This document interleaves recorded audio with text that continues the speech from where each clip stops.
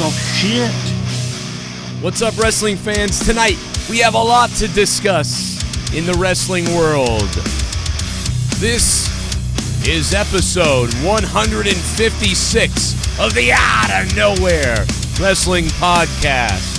156 episodes, the rise of AEW, the decline of WWE, and a whole fuckload of wrestling rumors and news reports that came out today. We're going to take your phone calls. We're going to take your live alerts and donations if you'd like to try that. I'm going to try not to stab myself because now the Bruins are tied with the Blues 1-1. And I'm going to drink a whole bunch of water. Welcome into Outta Nowhere, episode 156. I appreciate you guys being here tonight. I am here with Jake DeMarco and, of course, Connor from Kayfabe. Everybody's in the house tonight. This is Outta Nowhere, and it starts right now.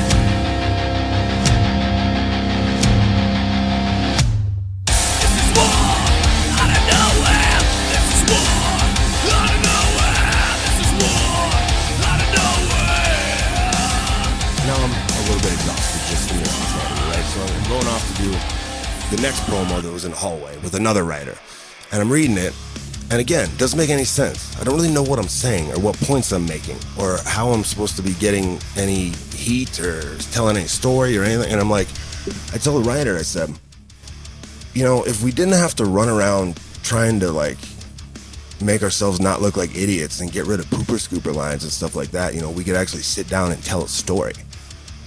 We're all just in self-preservation mode trying to not look like idiots instead of like creating good things. And he's like, I don't know, whatever. So whatever. Do that promo. I think that one's pre-taped. Come back into the writer's room.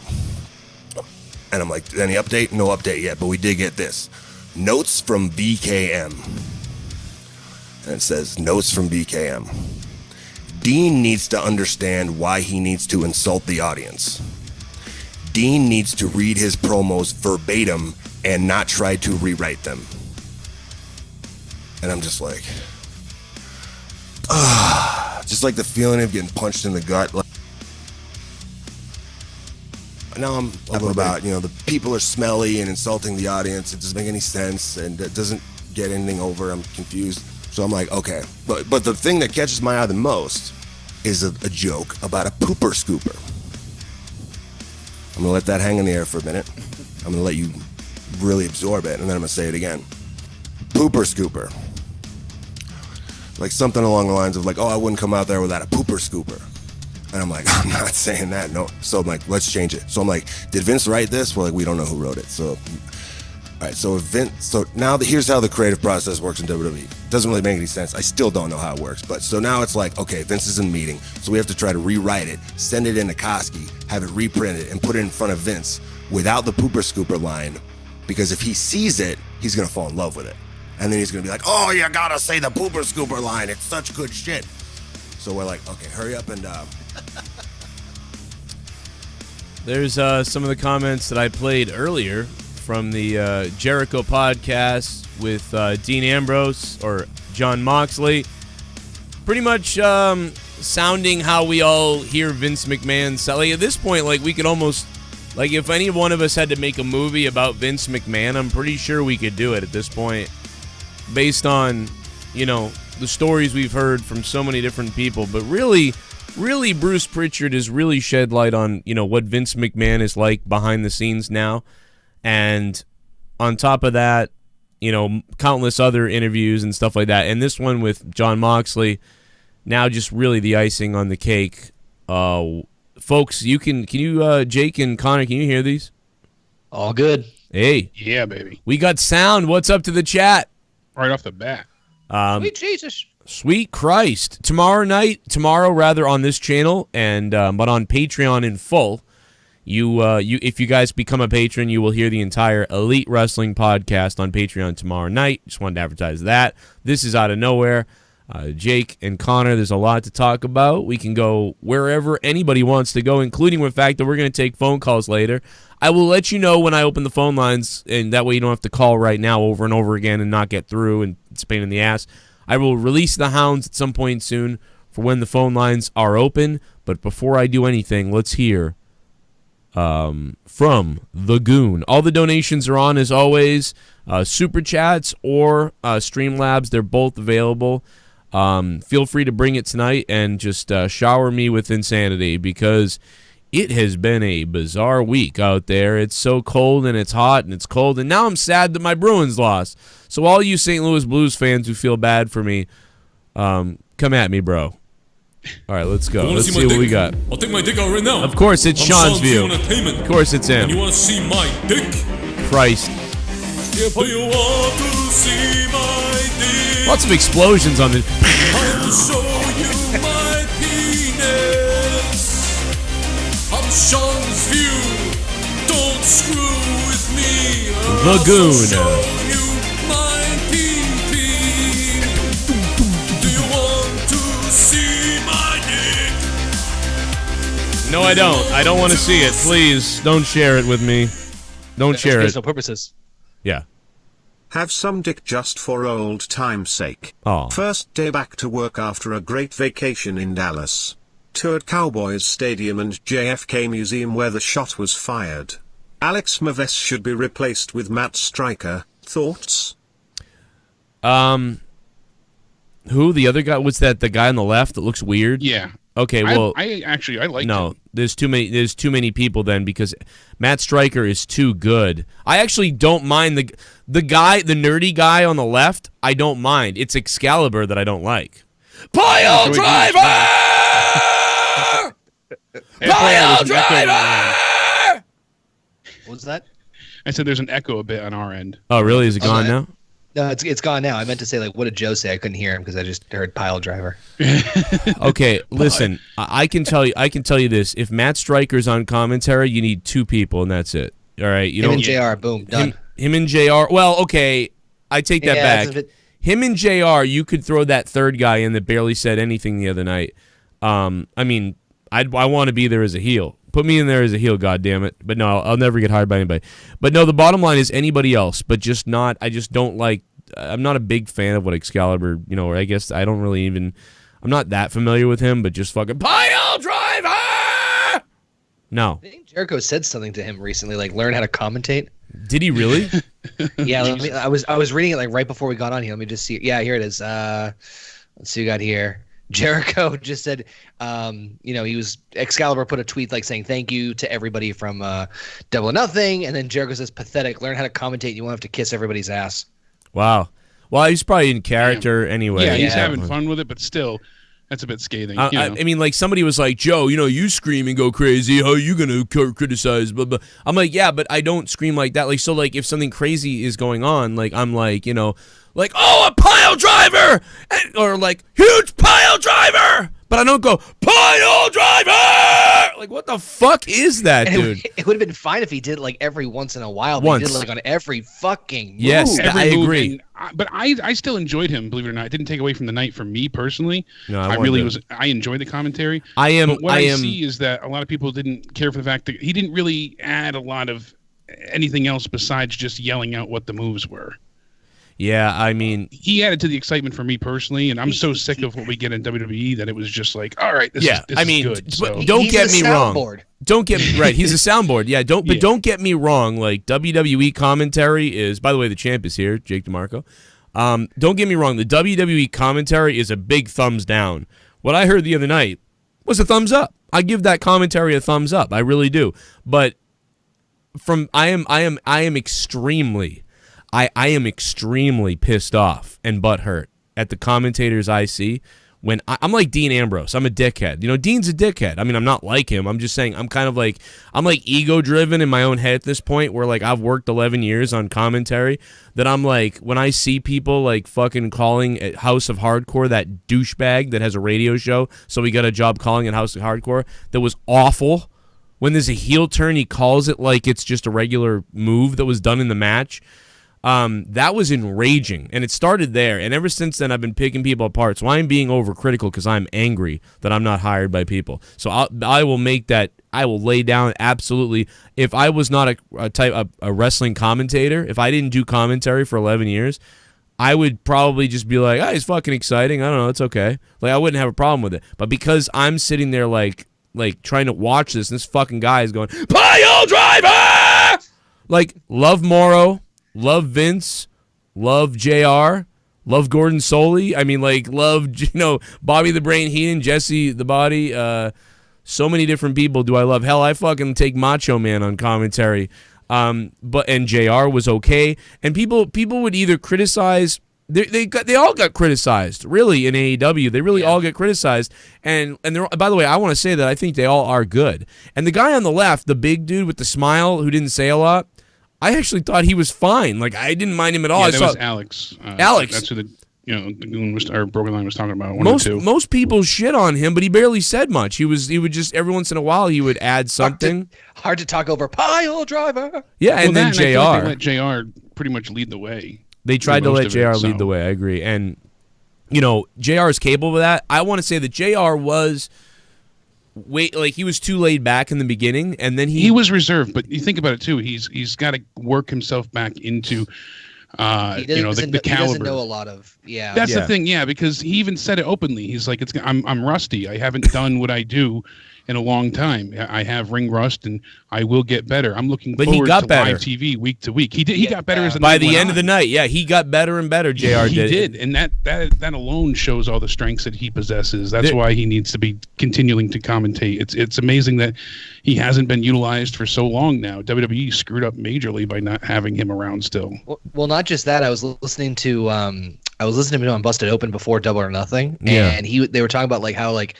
JR is a huge catch, not just for commentary, but think of like everything this guy's done in wrestling. He's been like behind the scenes, like helping like the structure of the businesses anywhere he's went, Deep South, WCW, WWE, anywhere. So to have him not like just doing just commentary, I think is a sin.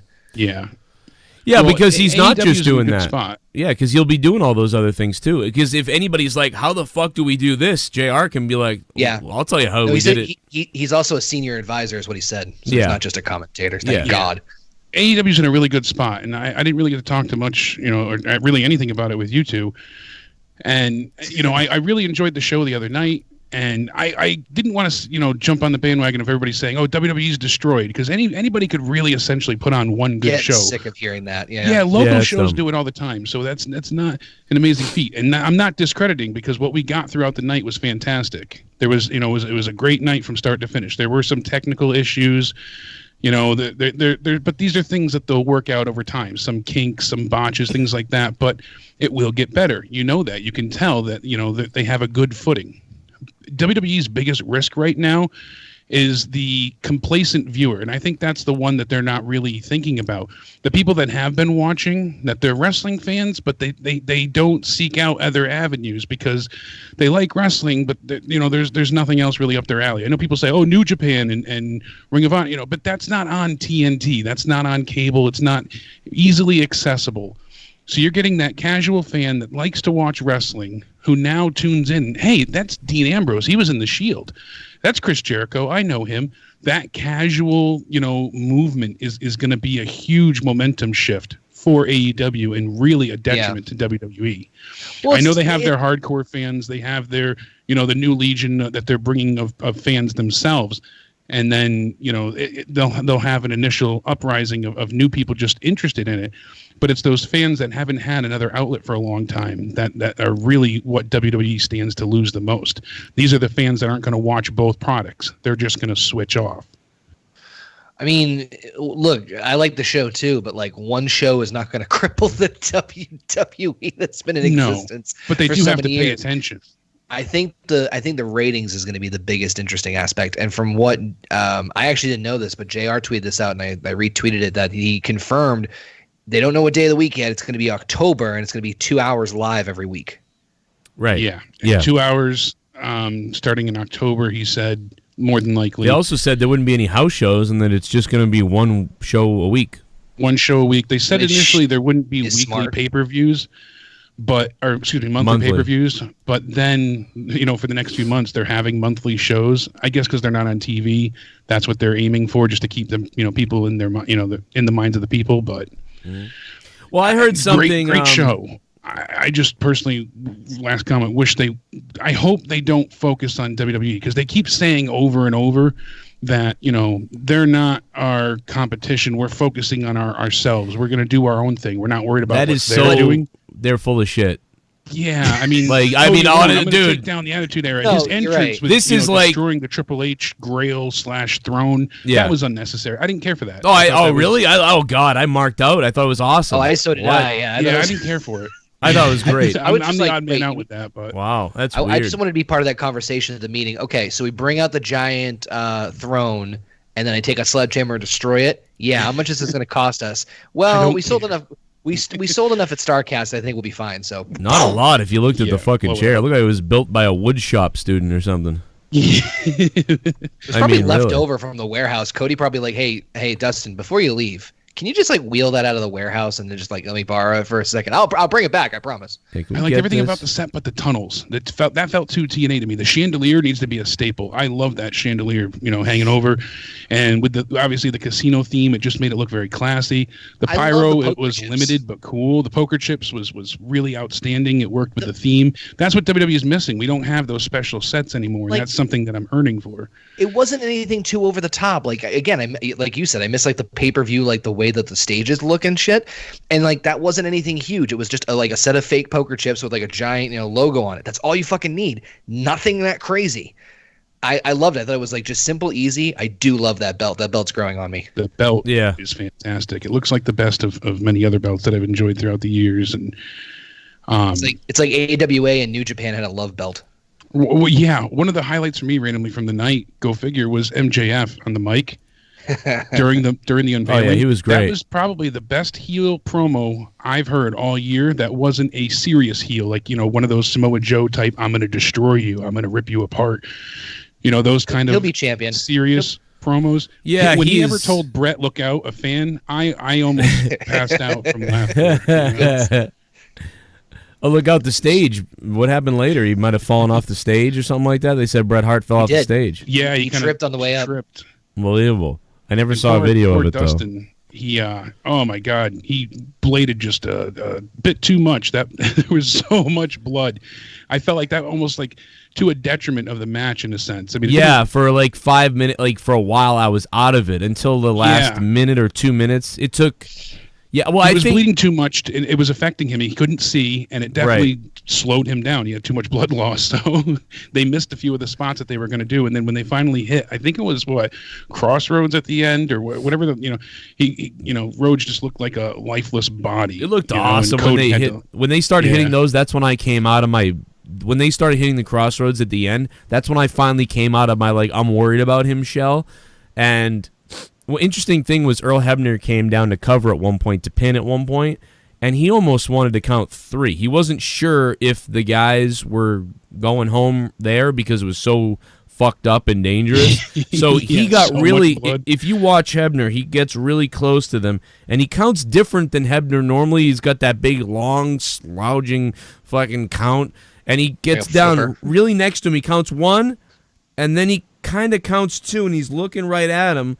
And then that's when he gets either like someone says, no, kick out, or we're going to kick out.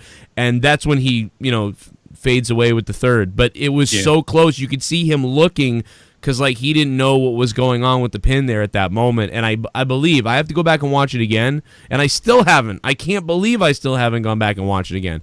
And we are going to get to the WWE stuff in a second, but none of us have all talked about AEW yet, so we want to do that. Well, it kind of leads into one of the main things I wanted to bring up to you, Joe, is that you cannot tell me that Sami Zayn didn't have the go-ahead and the okay to say AEW. Who said Raw. He didn't?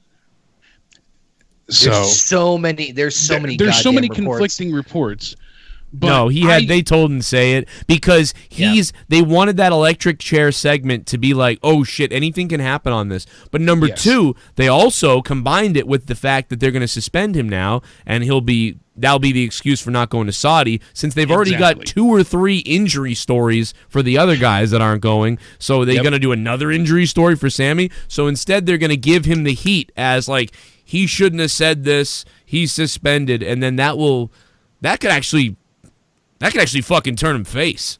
I mean, like, exactly. That could backfire against the company. We'll see. But seriously, the funny thing is, they removed it from the network, from their Twitter, like all mentions of it. And I think they were full sail, like heading into this, working with it, and then it blew up in their face. And you know why?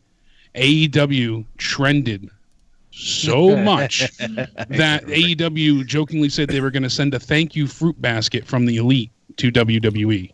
That's hilarious. To Sami Zayn. Yep. You can see it on the Google Trends page right here. Sami Zayn AEW trended not just on Twitter Trends, but Google Trends shows that it was searched #1 worldwide. It was higher than any results over the weekend for Double or Nothing. Dude, more people that's Googled crazy. AEW then when Sami Zayn brought it up than Double or Nothing. I have no idea what in the world Vince McMahon is thinking, like, by saying their name. I have no idea. That would be like the time that Kevin attacked Leah and said, I'm going to break, Joe Cronin's wife is an ugly whore, or whatever he said. And that would be like if, like, the next day I came out, like, talking about him, like, or whatever. I just ignored it and moved on, like, with my stuff. You were advertising his channel indirectly. Yeah, you were like, hey, look, this can go and see him on this show. And this was this is a better fucking. Let me give you a better example. This is a better example. When people on my channel said that I should work with Bruce Blitz, and his show was still here before he put it behind a paywall.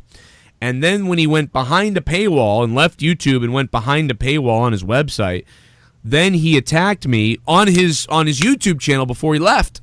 So on his YouTube channel, where he was getting more views than me, hundreds of, like, fucking thousands of views, and he decided to leave YouTube completely, pretty much, on one of his last shows ever. He's like, oh, fuck Joe Cronin, that guy's a loser asshole fag who wants to try to work with me or whatever. And it was like, dude, some of your audience and my audience were telling us to do something together. I asked you about it. You called me a fag. That doesn't make any sense. But fine, whatever, dickhead. Why don't you go watch the Bulls lose another season, you cunt? And so he shouts me out, burying me in this fucking hour-long thing. And I can't tell you the amount of people that came over here from that. And to this day, I'm like, how did you hear about me? And there's like a chunk of hundreds of people, at least 200 people, that are like, oh, I heard about you from him. And then he left. That's when I started watching, I found out from, and it gave you a huge influx of viewers. And not only did he turn his back on his free audience, but what happened was a lot of people basically are patrons. Some people are patrons of mine. And they said, oh, you were free, and you still were here, and you're I think you have different ideas than him. He's always like, I hate Cena, this sucks. He's always got the same point of view. So eventually, like, he runs his course on you.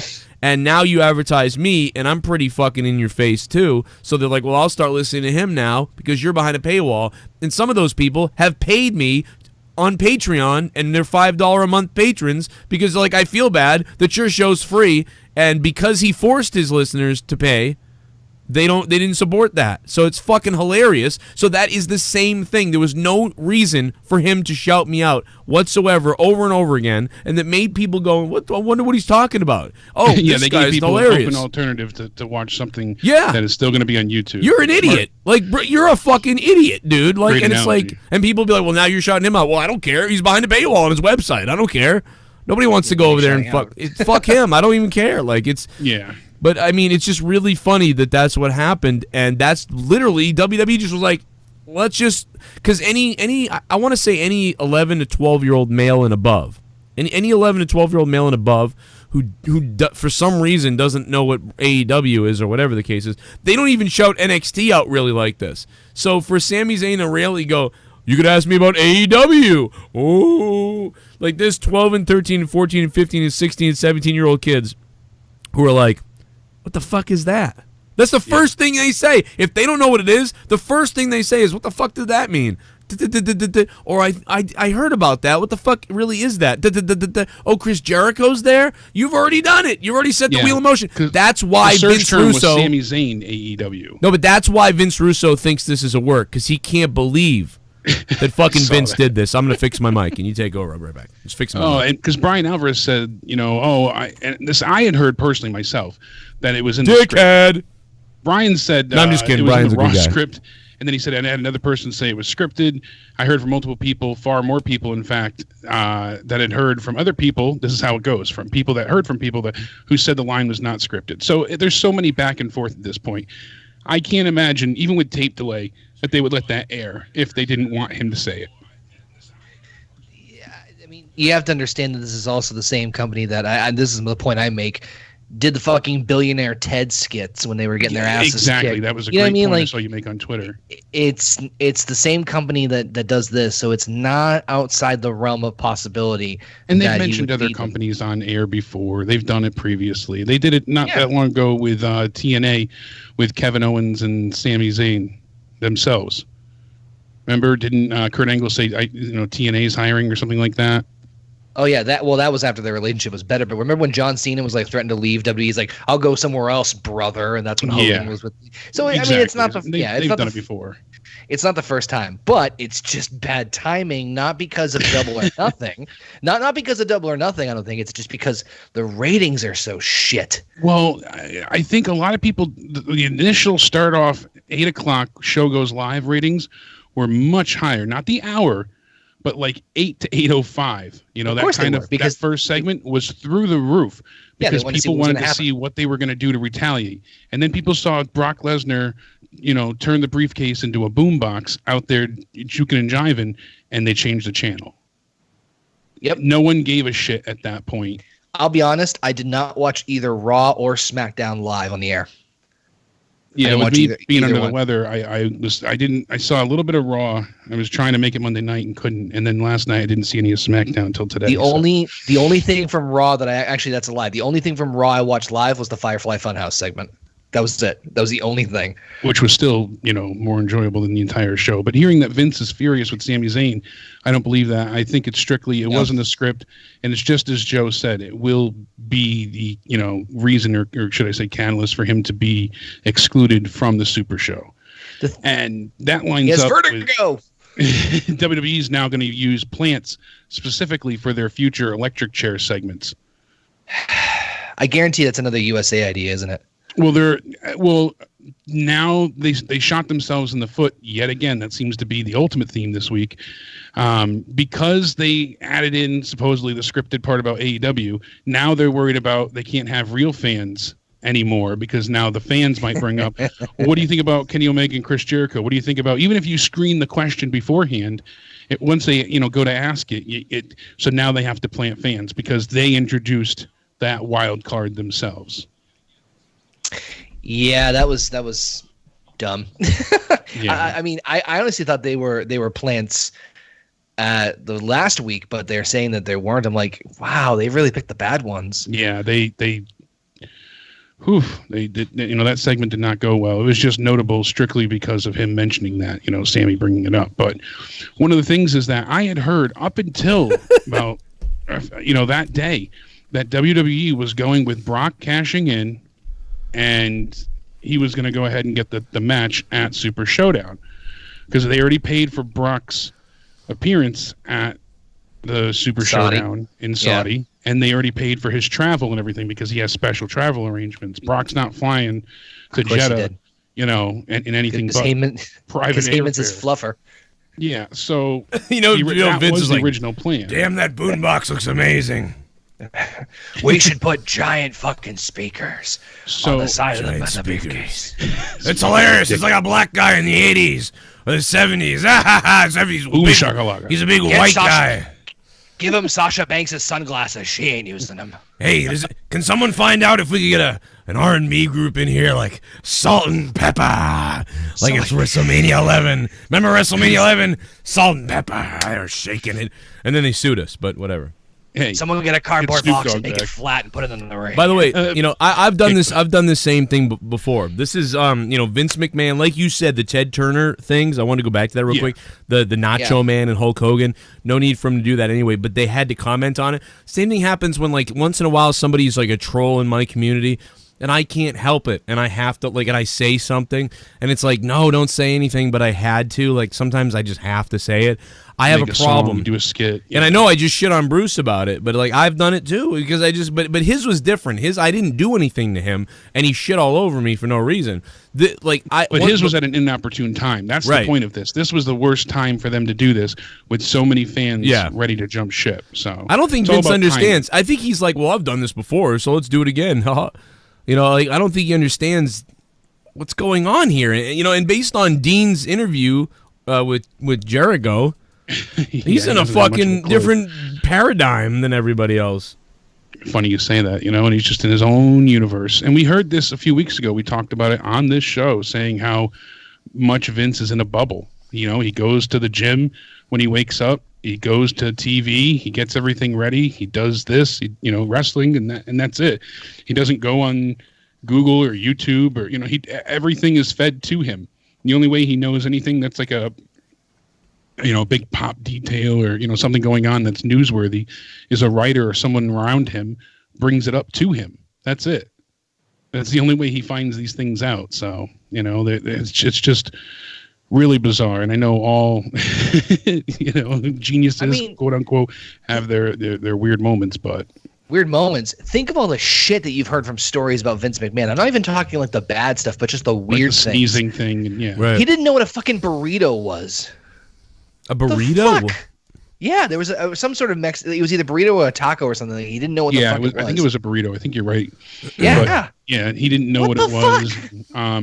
Even the thing with Asian porn and him not knowing that existed and so many things that we've talked about here. It's just pure insanity that he's so blinded to the real world. I want to say he really is just in a bubble. It's a culture shock. He doesn't know anything besides his own brand.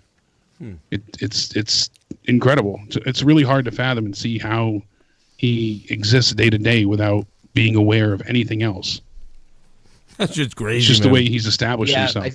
I found the burrito story. Basically, they were doing a segment, and one of the writers was explaining like how the idea was like someone was going to give Big Show like a spiked burrito, and he's like, burrito. Who the hell knows what a burrito is? It's like, well, we all know what a burrito is, and Vince goes, "Where the hell have I been?" Like, what the fuck? And that's right in line with the sneezing thing. Farting's okay, and that's why I believe the pooper scooper comment because he loves poop humor. So. Yeah, see, like, that's the thing is all these writers and people, they're writing for Vince because eventually the filter, if I bring a bunch of good ideas to, I'm trying to think of the example. Like, if Dave Rose brings a bunch of good ideas to me, but I always say no, unless Dave Rose says, all right, well, let's do a show on sci-fi this, let's do a show on the government that, and I'm like, no. But then he's like, all right, well, let's do a show on people falling down clips on the internet. because he knows that my humor is like, oh, people falling down or something. Like, I'm just making this up. Well, what is Dave Rose ever going to bring me? He's going to bring me somehow people falling down in different situations, or like guys getting hit in the head with shovels and stuff like that. Because he's going to be like, well, I'm not going to bring anything serious to Joe, because he'll just say no every time. Yeah, and that guarantees him job security, and we as fans keep getting the same thing over and over. And think about everyone's afraid of losing their job. Think about your mentality. Think about your mentality, my mentality, and everybody's mentality when it comes to video games. When you hand in a script and it's something interesting, and it gets thrown back, like, fuck, Vince hated that. And when you give him something else, he liked that, but change this. And every time you hand it in, it's a negative. But when you go, all right, I know Vince is going to like this. I don't really like it, but Vince will like this. And you write it, and then he says, yes, love it. You go, fuck, shit, yeah, okay, cool. You know, and unless you're somebody who really, really cares about art and creativity and your ideas, you know, you're like Dean and Jericho. Yeah, you're just going to be like, whatever fucking gets me job security. Right, but the only frustrating part with that is, and I completely get where you're coming with, is that like Vince being stuck in his ways. The problem is Vince has changed his ways so many times in the past. Mm-hmm. So it gives you this illusion of, oh, if I can just crack him, we can get on the same page and show you how great this is. So it's even more frustrating because like obviously he changed from the 80s to the new generation to the Attitude Era to Ruthless, like things like evolved and changed. So he had to change up his format. He had to change up his creativity. He was forced to. Right. And so it's even more frustrating because it's like, well, fuck, I know this will work. And it's like, well, Vince, you know, he's never always stuck in his same mentality because he's had to force to change. It just seems like lately it's been like a biggest frustration ever. So you're going to a guy that's like, oh, this guy is an open-minded individual. See his track record. And then you get that fucking kind of response. It's like, fuck. This comes down to he's stuck in his way, and whatever the rules are, he abides by them. If they decide, like, these are the rules, he just sticks with them. So once it's said that we can't have this or that, and I think Cody Rhodes or somebody in an interview, maybe it was Tony Khan, you know, said WWE's a PG company who tries to play by G rules, and they really do, and it hurts them. Let's play a donation or two.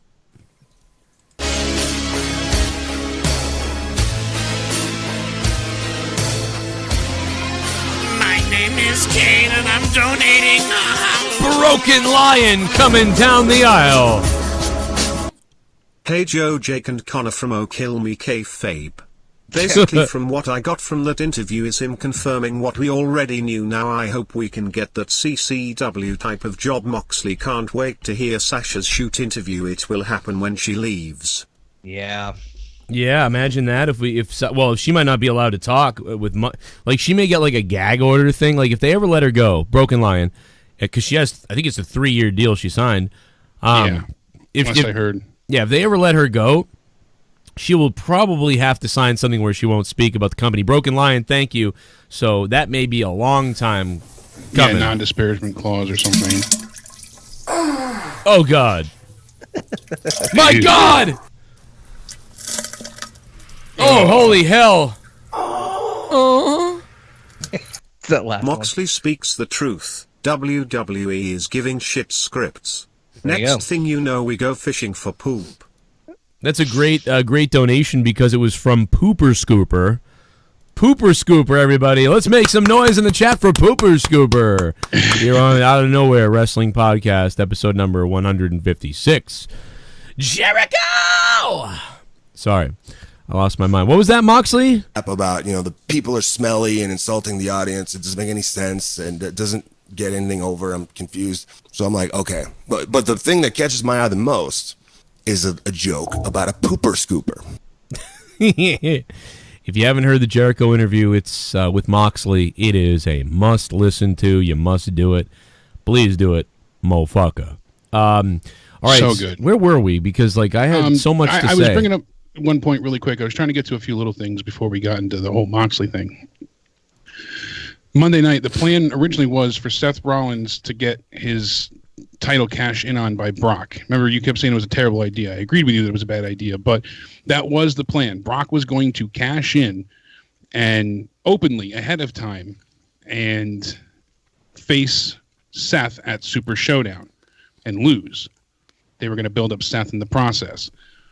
And when plans changed, so many officials were unaware that Baron Corbin was stepping in at Saudi instead. So Brock Lesnar, his travel's already set. He's already paid to be at the Super Showdown in Jeddah, but he doesn't have a match or any part of the show right now. So they already scheduled him. They paid for him to travel. Everything's all set in stone in that aspect, but he's got nothing to do there. So I'm curious if he's going to be part of the Rumble now. Well, he is an idiot. He left on Raw. The fucking guy ran away on Raw to get himself counted out. Whatever happened. I don't know what Lesnar's going to do, but he has nothing to do. I'm telling you, I still think Lesnar's cashing in on the WWE champion the first night on SmackDown on Fox. They could wait now because they said that they didn't know how to get themselves out of it at first. They didn't want to just have him hold the briefcase because he said he was last week that this week he'd announced who he was cashing in on. So when he went to go cash in, that's why they said, obviously Brock knows you have it for a year. That was a stupid excuse. Well, he had it cashed in on him after, Seth had it for almost a year at that point. It's bullshit. It was just a quick little way for them to, retcon things and be like, oh, he didn't know? Well, now you know. Why didn't you tell me? That kind of thing. Yeah. It was supposed to be a bit of comedy, but really that was just their way to fix their plan change. So, some are thinking that, maybe he will cash in at the Saudi show since he'll be there. Other people think that, kind of what I'm thinking, maybe he'll just be part of the Rumble. But he is going to be there. He just has no official role at this point in time. So I'm curious to see what Lesnar's going to do. He's going to have a bone saw, and he's going to go after the Saudi journalists. We'll see The Undertaker this Monday night at Raw. No announcement if Goldberg's going to be there, but we will see The Undertaker because they're going to build towards their match at the Super Showdown as well. And this was also announced, basically begging for ratings because this week's show, Memorial Day aside, was again extremely bad for ratings. So yeah, it was like second worst of the year, probably. Yeah, second worst of the year. I that part I do give them a little bit. It was horrible. I think it would have been bad anyway, but it was definitely affected by Memorial Day because. But they had such great numbers for like the first 20 minutes, and then it crashed because they did nothing to keep the retention of the viewers. Everybody wanted to see how they were going to retaliate against AEW. They thought they did. Stayed the course. They thought they did. They thought that Brock might cash in. But then that was the tease all night. I'll be here. That was the tease, but then Rollins walked away, and Brock said, "I'm not doing it." So that was how they left people off in the first 20 minutes. You didn't know he was coming back out later. Well, yeah. So it wasn't enough to keep people around. Yeah, I agree. I wouldn't have watched. They fucked up. Yeah, it was horrible. That's how you're going to get everybody after what happened at Double or Nothing with Jon Moxley. Well, they don't see anybody watching that. They see that as like what fucking.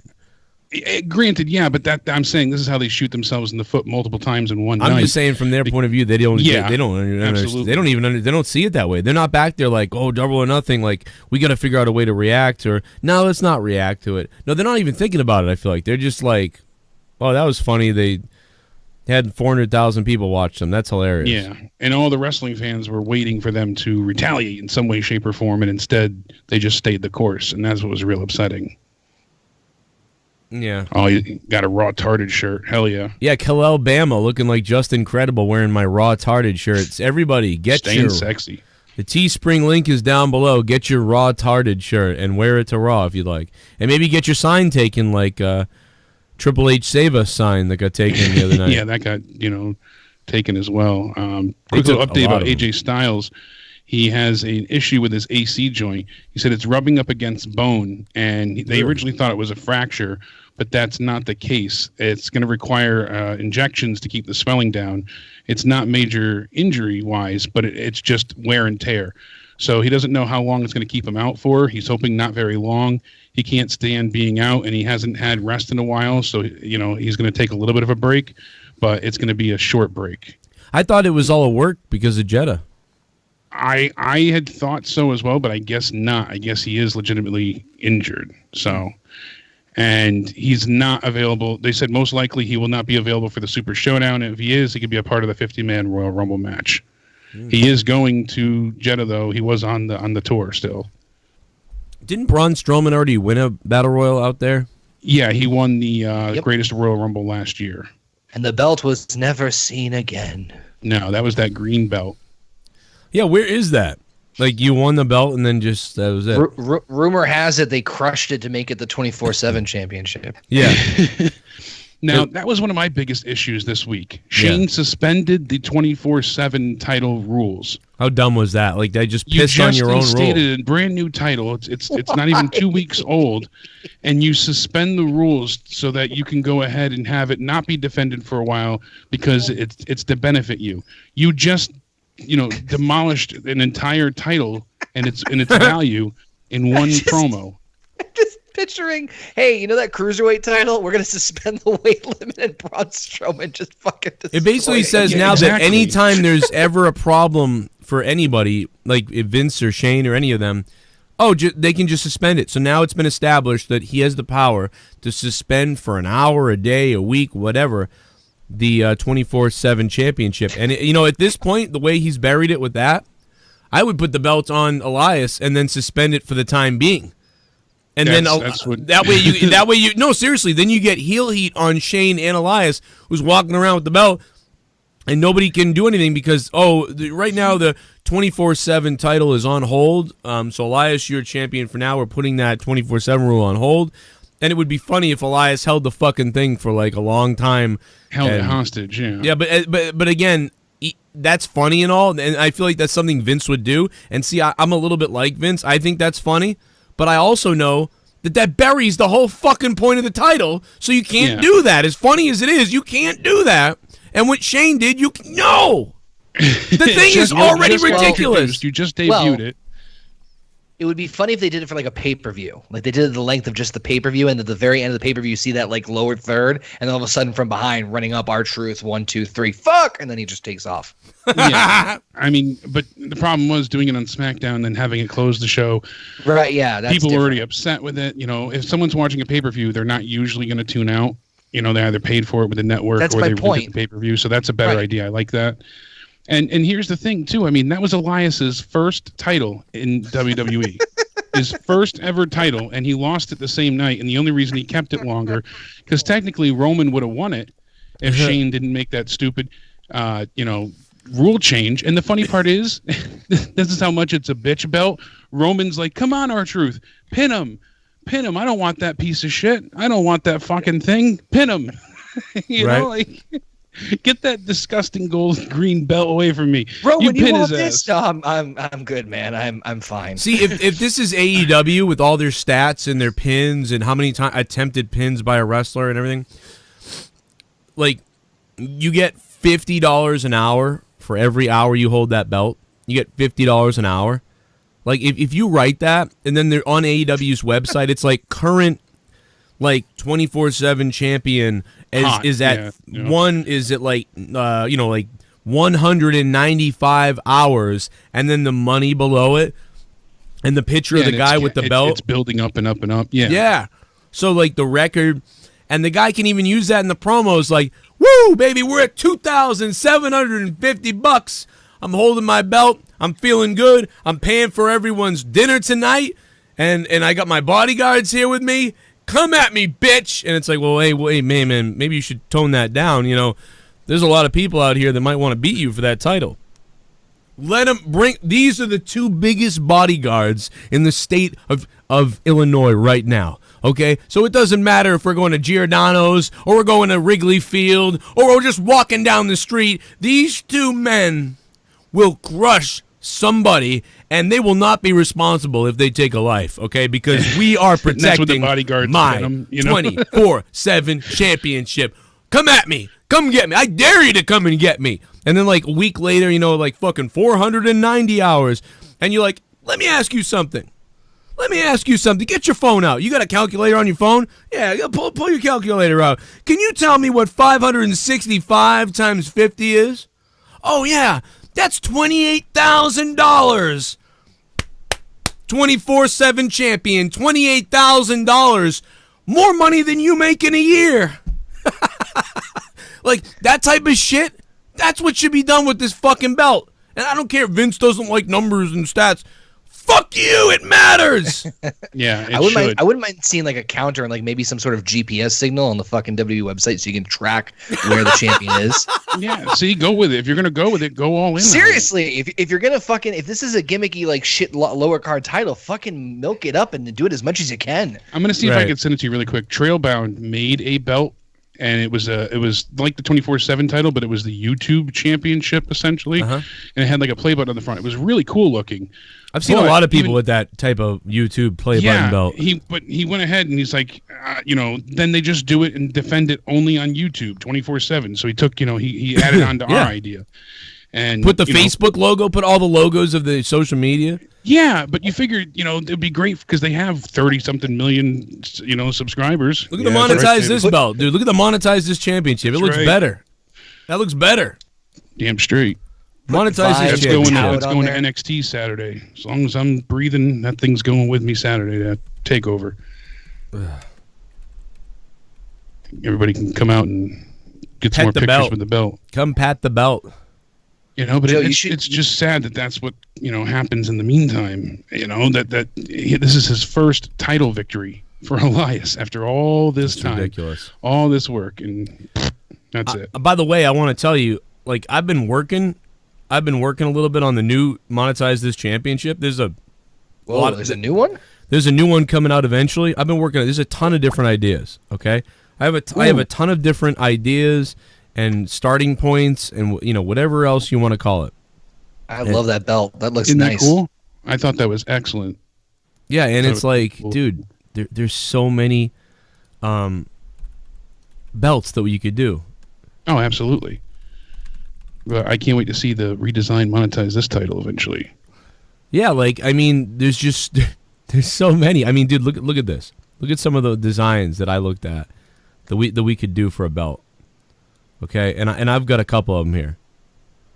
Look at them. Oh yeah. Look at them scrolling by.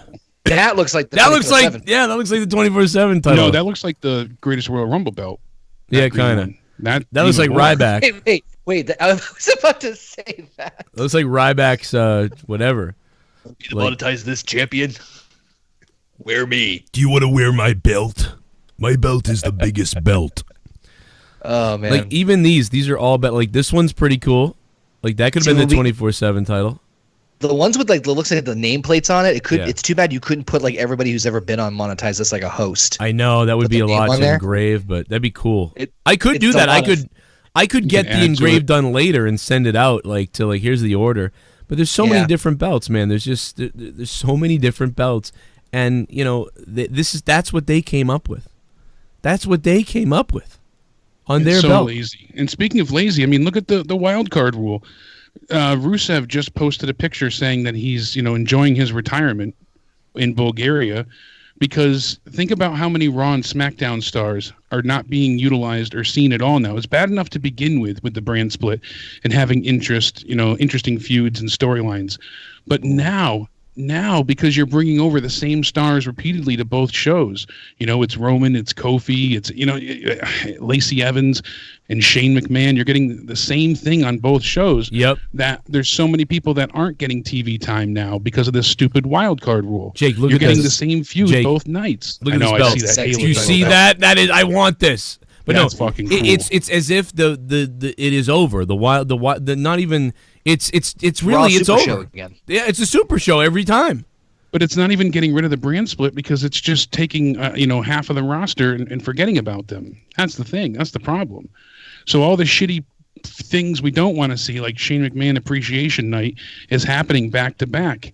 We're getting these type of things over and over again, and no one cares. And worse than that too, all the people that bought tickets for weeks and weeks now, they just canceled the June 3rd Corpus Christi show. They canceled another one in Texas after that, all because of the invention of the wild card rule. So every single Raw night where they were supposed to have SmackDown house shows, they've been canceled. And it's just to the detriment.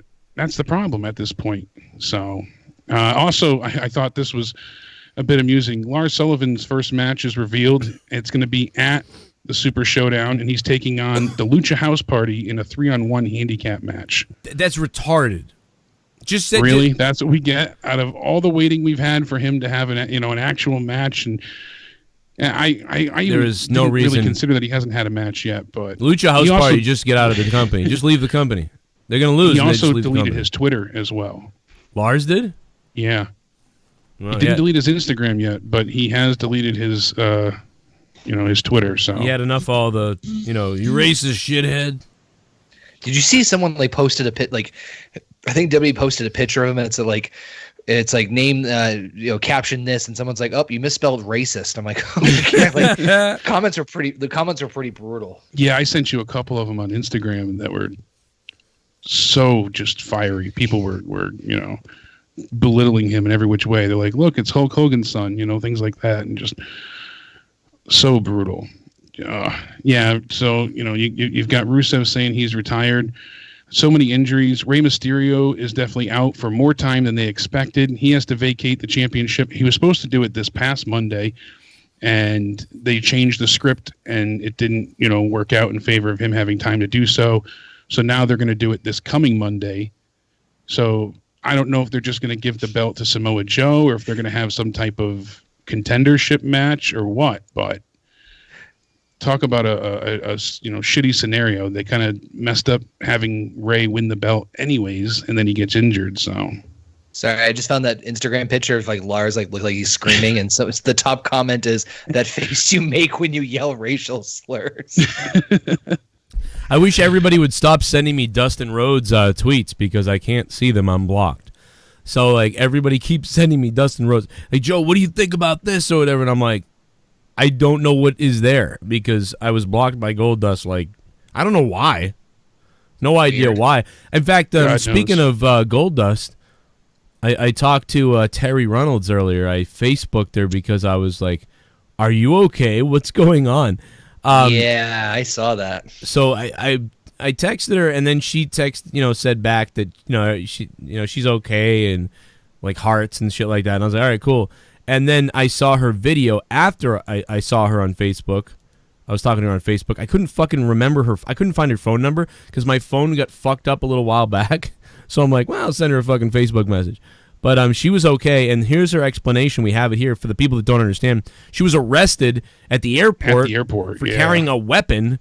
And she had a pistol, right? I knew it was going to be an accident or gun. Yeah, she forgot it in her thing. Because I know, I don't know her that well at all, but based on the little bit I've spoken to her on Skype, damn, unless there's some kind of dark side I don't know about, she's always just really sweet to everybody. It's really weird. So it was weird. So here's her explanation. It must have been $2,000 to get her out of jail, and she's worried about what's going to happen next, but I think they're going to realize she has no record whatsoever, and you know what I mean? They're going to know that after an interview with her daughter and other people, oh yeah, she's carries the gun sometimes for protection of this or that. And here's what she said. Yeah, she had stalkers and stuff. Okay. I just wanted to take a hot minute. No pun intended. No, I would say no pun intended, but anyway. Yeah, so evidently it's everywhere that I took a loaded handgun into the Tampa International Airport, and I literally, when I go to see my mom, I pack my gun because she has armadillos that ruin her garden and other critters that go after her chickens, and well, PETA's going after her now. Usually take my gun when I go to see her, and I was with her for about a week and a half. So opened up a whole nother box of shit. I got home and you're better off saying there were blacks in the neighborhood. PETA, comes after you. 3 days, oh my God! This morning, Wednesday, 29th, to I think it was 4 a.m. when I got up to make this early flight to go to Allentown for the show, for the benefit for Sam. And literally, it did not even cross my mind that my gun was in my Vera Bradley tote that I always take on the plane with me, and it was the most, God, I've never been in trouble in my life, and it scared the hell out of me, and it was a simple mistake that, dear God, it was horrible. It's obviously a mistake because nobody's would be like, I'm going to be able to bring this gun on the plane. You know what I mean? I could see, I forgot the gun. Like, that's got to be... She knows she's going through security. I guarantee she had some big-ass purse. Yeah, I mean, the only person who should look out is New Jack. Just look out, New Jack. She's coming. if you tell, a woman that's got a big purse, name 10 things that's in there. No chance they know, more than 3. There's so much shit in there. What gave it away? Well, the purse was in the shape of a gun. Yeah, she definitely sounds high there. Vera Bradley, yeah. She's very fucking worried and shit like that. She's been just wonderful to me for years, so I really, really felt bad for her because I know she sometimes like makes mistakes and like she's probably forgetful. She's doing all these things, and I've worked with her. I've recorded several podcasts with her that we didn't end up doing it because my show was a little too risky for her. Connor, had tried to work with her at one point too. And when was that? Was that before me or after me? It had to have been after because it was just when she was starting to get her podcast going. Okay, it was the very, very beginning. We had her on the show, and she reached out to me and was like, "You're the only one I could think of to do this podcast with," and I was like, "Cool." And then as we moved forward, the idea of her like at a restaurant and doing the podcast with me, it just didn't work. And then when we went to redo it as like a regular podcast with a format, it almost worked, and then we were sending it to Conrad, who's the guy from MLW over there? I know who you're talking about, but I don't know his name either. Yeah, it was. I can't think of it now either. That's bad. Court Bauer. It was Court Bauer. Yes. And basically, like between Court Bauer and me and Terry and everybody, it was like, yeah, we saw your show's a little fucking crazy. You know what I mean? Like, if you, like, we don't know if, like, it would, make any sense, Terry, coming on your show and then you do some crazy shit over here and then you're on a thing. And I'm like, yeah, I get that. And then I said, yeah, and that was part of it. And also, the other part of it was, because she was willing to work through that. She's like, I don't really care. She's like, it doesn't bother me. But then it would have been Monday nights, the recording time, right during Raw. And then the Raw review, and I'm like, well, this is my life. I earn income from this. I wouldn't really earn any income from that. So we just all agreed that it ain't going to work. Go find someone better. And, we really decided to, like, let Conrad, he's so good at steering shit. Why don't you just let Conrad do it? But then Conrad got so goddamn busy because everybody and their mother hit him up. And he really ended up, he's kind of got an A and B show with, he's got, the obviously Bruce Pritchard, but then he's got Eric Bischoff, who I also spoke with on cell phone the other day. Eric, what are you doing, AB? E-bitch? Sorry, E-bitch. I call you E-bitch. No, Eric's going to be down here on June 8th, by the way. This weekend, coming up, June 8th, this week in Rhode Island, Warwick, Rhode Island. I have a table. Come see me. I'm going to be doing shots with Eric Bischoff, and you can be there, too, at my table. So come and see me, Warwick, Rhode Island, for FanFest 7. Look it up on Facebook right now. Get tickets now. That's next weekend. That's next weekend, not this weekend. I'm sorry, you're right. I'm stupid. June 8th. Just whatever. It's June 8th. I don't fucking know. I'm going to dress exactly like Eric Bischoff, just so you know. But no, so anyway, the bottom line is I mean, a long time, like speaking with her for 3 months over and over again. Cell phone calls, podcasts that never got released. Working things out, like just she seemed so very, very nice, and everybody I talked to about her afterwards thought the same thing. Things are a little bit discombobulated though. Sometimes she'd be kind of like overwhelmed or forgetful about some things. So I can totally see how she forgot that thing was in her handbag, because sometimes she's moving left, right, and center in all these different places, and she gets a little overwhelmed. Like she does. Like my mom's like this too, and I know that I think that's what happened. That or New Jack was going to die. I don't know which one. Let's take a phone call because we haven't. Seems to be a common consensus at this point. Yeah, I mean, hey, whatever. Hey, 309, what's up? Hey, 309, how you doing? We lost 309. Anybody want to call? I will open up the phone lines, and before I do that, here's a donation. Got to pay the bills, guys. Bring it on. Got to pay the bills, or we're fucking dead. Joe Jones is Christ. He will deliver salvation. Wow. Joe Jones is putting a lot into this show, Jeremy Pasta. All right? Joe Jones is putting a lot into this show. Thank you, Jeremy Pasta. 305 is on the phone. What's up, 305? Hi, Joe. I have a question for you and Tommy. What bitch? Who's Tommy? I mean, the person you have on the show right now with you. Huh? Yes. What's your question?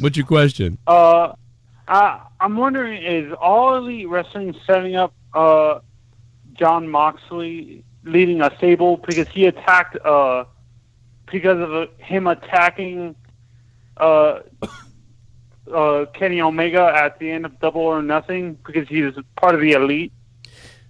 I mean, that may come down the road, but it's not exactly like happening overnight at this point because I don't think they have enough. If you're trying to get to like, are they doing like Scott Hall and Kevin Nash and Hogan show up? You know, like this was Lex Luger, and then next it's going to be more guys jumping ship. I mean, they might do something like this, but this happening right now to me feels just isolated. They're doing what they have right now, and there's not, they're not setting that up yet. Even if they were, that's just a big guess at this point. Nobody really would know that except for them over there, and I don't think maybe they know that yet. So I see the kind of the connection I think you're trying to make with WCW, but I don't think I think he's going to be a lone wolf personally, and he's out just for chaos. Yeah, I would agree with that. I don't think that there's nothing that suggests he's starting a group or whatever. He attacked everyone. Jericho, the ref. Well, maybe that's what he's saying is like, well, now he needs backup or something. I don't agree. I what you said, Jake, is he's a lone wolf. He's weird. He's to himself. You don't know when he's gonna jump the fence and show up, but it's not hokey, Joe. It's not hokey. Yeah. I mean, they were on a giant poker chip, but it's not hokey. Yeah. So we come out with a pooper scooper as a weapon. Yeah, I'm gonna come out with pooper scooper shirts. 561. What's up? Hello, guys. How you doing? Oh, what's up? How's it going? Michael and Michael's mom. Yes. Haven't heard from you guys in a while. How's it going? What up? Very good. Jake, I'm glad you're better. Oh, thank you very much. I appreciate it. Yes. Hello, guys. Were you guys able to watch any AEW over the weekend? Yes. Yeah, you got to see some of it? Yeah. We upset with the Money in the Bank and the boombox now. Yeah. Yeah, carrying it around like a gigantic speaker. What a joke that was. And Vince was laughing at that the whole time. Like, yeah, it's hilarious. And Brock's dancing, like, He did. I'm a New Yorker, so I grew up with the boombox, and he looked so stupid. I know everybody in New York was laughing. Yeah, right. I mean, I think that's what Vince thinks that's funny. He's like, it's funny you're a big white guy and you're with the boombox. That's funny, ha ha. Like that's basically what Vince is laughing at. But yeah, I agree with you. It's weird. It's bizarre. He's from like Minnesota. Like there's no boombox out there. We're going to the show in Daytona Beach. We just bought the ticket today. Oh, nice. What show? AE. Oh, the Fight for the Fallen. Oh, wow. Okay. That's awesome. That's awesome. I'm super jealous for that. Yeah. We will let you know. Michael will text. Yeah, let us know what happens there. I'd love to hear. I'm sure I'm going to be looking at video, but yeah, I would love to hear what happens at AEW in Florida. I just love that they called it Fighter Fest instead of Fire Fest. Obviously they spelled it the FY and everything, making fun of Fire Fest. They're going to be, pulling things out like that. A lot of meme culture and whatnot. I appreciate it, so. Yeah. And you're going to see Jon Moxley versus Joey Janela. That's going to be awesome. We're going to try to take a picture with Jericho. That'd be great. Hopefully you can. Yeah, that'd be awesome. I'm trying to reach out to Jericho now to get him on this show, but I don't know if that'll ever happen. Yeah, I always Michael is kind of like embarrassing, but I always push him with a wheelchair, and I say, "We're gonna get that picture. We're going." Yeah, because no one's gonna turn down a picture if you're in a wheelchair. You know what I mean? Yeah, really. You just bust right through there. Yeah, trust me, like, dude, like, you could just bust right through the gates almost and be like, we were told that we were told to just wheel him over here because whatever, and like you'll get it. I mean, I'm sorry, no one's gonna say no. I mean, like, especially these guys. So just wheel them in and be like. And if you see anybody around who looks official, you know, like you know, Dean Malenko is like standing at the front. Oh, Dean Malenko just said wheel him around here. They'll be like, really? Well, what's up, kid? Like, they'll just take a photo. Like, hey, Junior. You're like, well, I'm like 25, Jericho. That's fine. Come on, let's take a photo. Michael, man, I got to get out of here, but I love you guys, and thank you very much for the call, and let me know.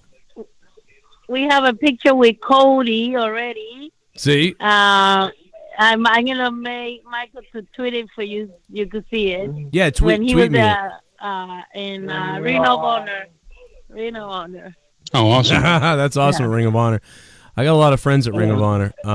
Yeah, get me those photos. Tweet me the photos. That'd be awesome. If I have a Twitter, if I actually have a Twitter when you do it, I mean, who knows what'll happen? But yes, okay. Right. Love you guys. We love the pixie. All right, love you guys. Hell yeah! Too sweet, Michael. Woo! Yeah, woo!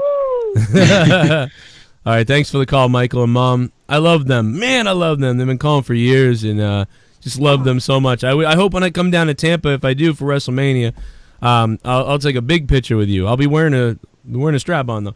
Let's play another call. Play another donation. Super chat. We'll take more calls. Vince is speaking through Sami Zayn. Yeah, probably.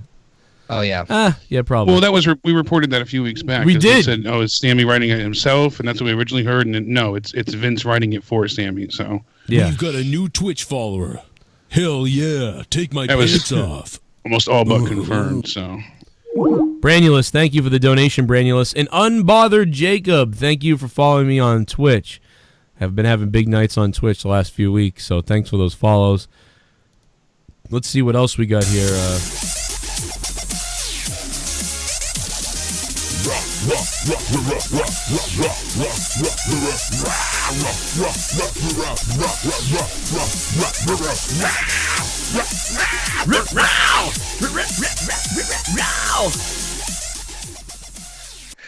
The only thing that could make me watch WWE right now would be Sami Zayn versus Aleister Black in Saudi Arabia while the Prince punches the air from his front row couch. Oh Vince my God. just needs to go run his stupid XFL that won't even last a season and a half. I can't wait to run the XFL. You know, and nobody wants to support it now either, Robbie Hyde, because people are so mad at the WWE shit that none of the WWE fans are going to cross over to the XFL this time. They're all going to be like, fuck that, fuck this, fuck everything. And then the regular people aren't going to watch, so it's going to fail. Okay, this is just my opinion. I did not care for, nor was I shocked that Sami said you. I am sorry guys, but WWE does not see them as a threat because at this very moment they're not and probably won't be for a while, even when they start TV build an audience. I agree. Broken Lion, I agree. I don't think they give a shit. They don't see him as a threat. They don't give a shit. Universal title anytime I want. I'm not that interested right now. I'd much rather hold all of you accountable for your crap, quite frankly. You could ask... Super Chat Party. James Jackson with the $1. Thank you, James, in the Super Chat Party. This clip is brought to you by James Jackson. Me anything. You could have asked me about AEW. Hey, Sami, hey, so... Listen, I know you mentioned that the Universal Champ. I just love listening to the crowd reaction. Oh yeah. Some people seem to think that Dean, gave a huge secret about him heading to AEW in his last interview with WWE. The poker chip comment of the tables folded or something. He said, I walked into this casino. Now I'm cashing my chips and walking away from the table. Yep. I won the game. What I do with the rest of my life from Was here. that the Michael Cole? Was that the Michael Cole interview? Yeah, it was the one with Michael Cole right before they did the Shield's final hurrah, whatever, on the house show, which he only got $500 for. He got the minimum that an extra would get. I whooped Santa Claus's ass. My God! My God, King! Holy fuck, King! Steve Austin! Austin's done Santa! Austin's done Santa! Austin's done Santa! Pile driver! Oh, well, yeah. God damn it, give it to me. Is it Christmas? BC, I just landed my first college campus contract. Woo! Let's celebrate tonight. Hell and yeah. oh yeah, put that Confederate flag and turkey on a pole match in AU. Book it. Cody will crumble when he hears that Blue Lives Matter. Signed, yours, Turkey.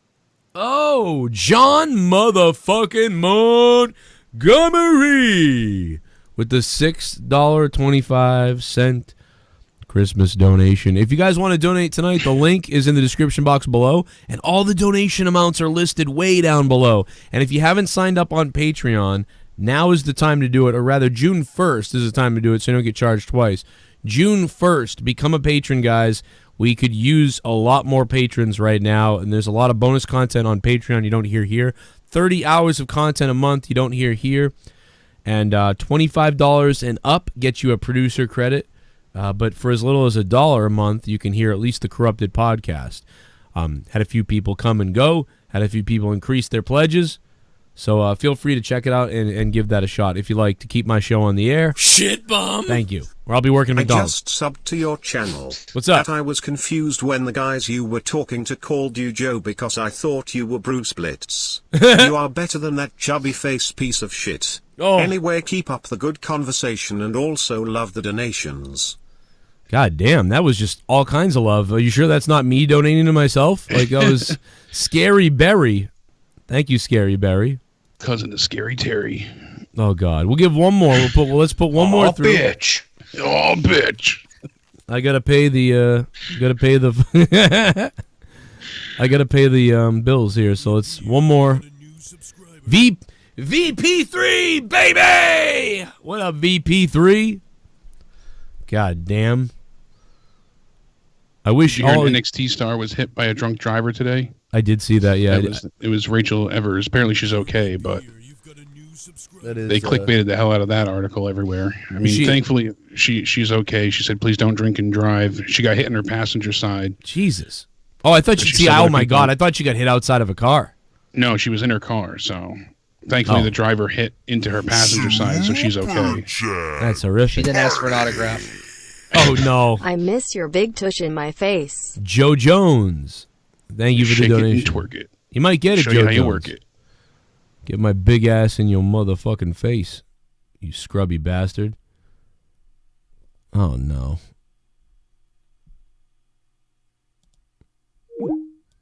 Fuck! I hit the goddamn wrong button. So now you're not. Did we just lose Joe? I'm like, I was afraid to say anything. I'm like, what the fuck just happened? Now we're gonna lose. You're gonna lose sounds. Now is what you're gonna lose.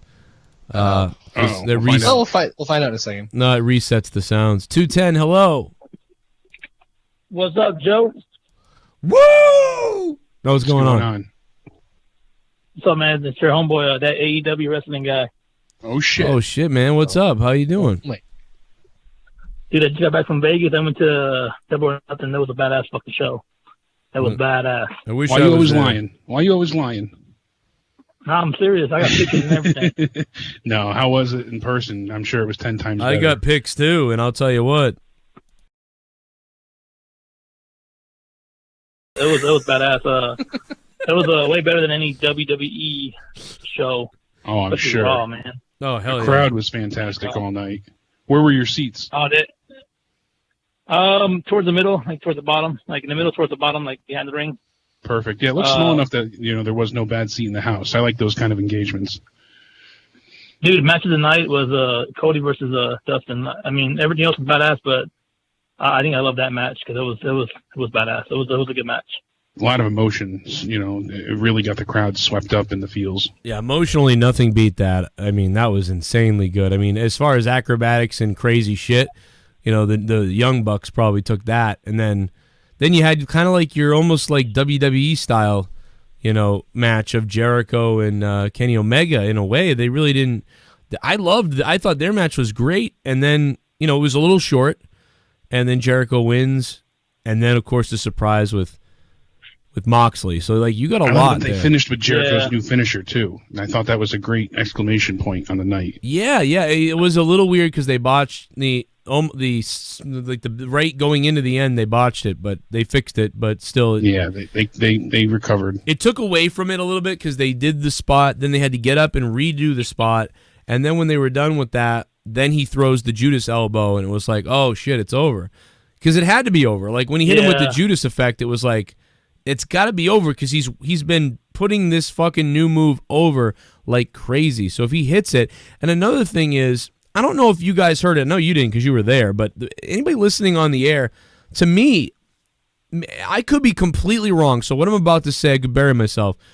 But I feel like, did the announcers bring it up a lot? That like, oh, look out for that Judas effect, and he's really been working on that Judas effect. And if he hits that, I'm telling you what, I saw him practicing it earlier today in the back with a trainer, and I look out, like you're going to be knocked out. Like there is no doubt about it. He's got this thing down. No, they did, but they kind of had to. But I agree, and I just felt like they didn't do it enough. But it could just. Oh man. It could have been I didn't hear old it. School in that sense, where they were bringing back the finisher. Right. I mean, I heard that they were really trying to capitalize on it. I heard a commentary kind of sucked, but well, it didn't. Honestly, that show was way better than like. With It no didn't commentary. suck. Like, if you watch it on mute. I don't want the guys. Yeah. I don't want those guys to hear this ever and think like they sucked. The commentary didn't suck. I just didn't. It wasn't my type of style, and it was a little bit like discombobulated. But it was like if WWE Raw and SmackDown's commentary is like a 4 or 3 out of 10, I would give them like a 6 or 7 out of 10. So it didn't suck. It just, to me, was a little bit miss here or there, but it was okay. It was certainly better.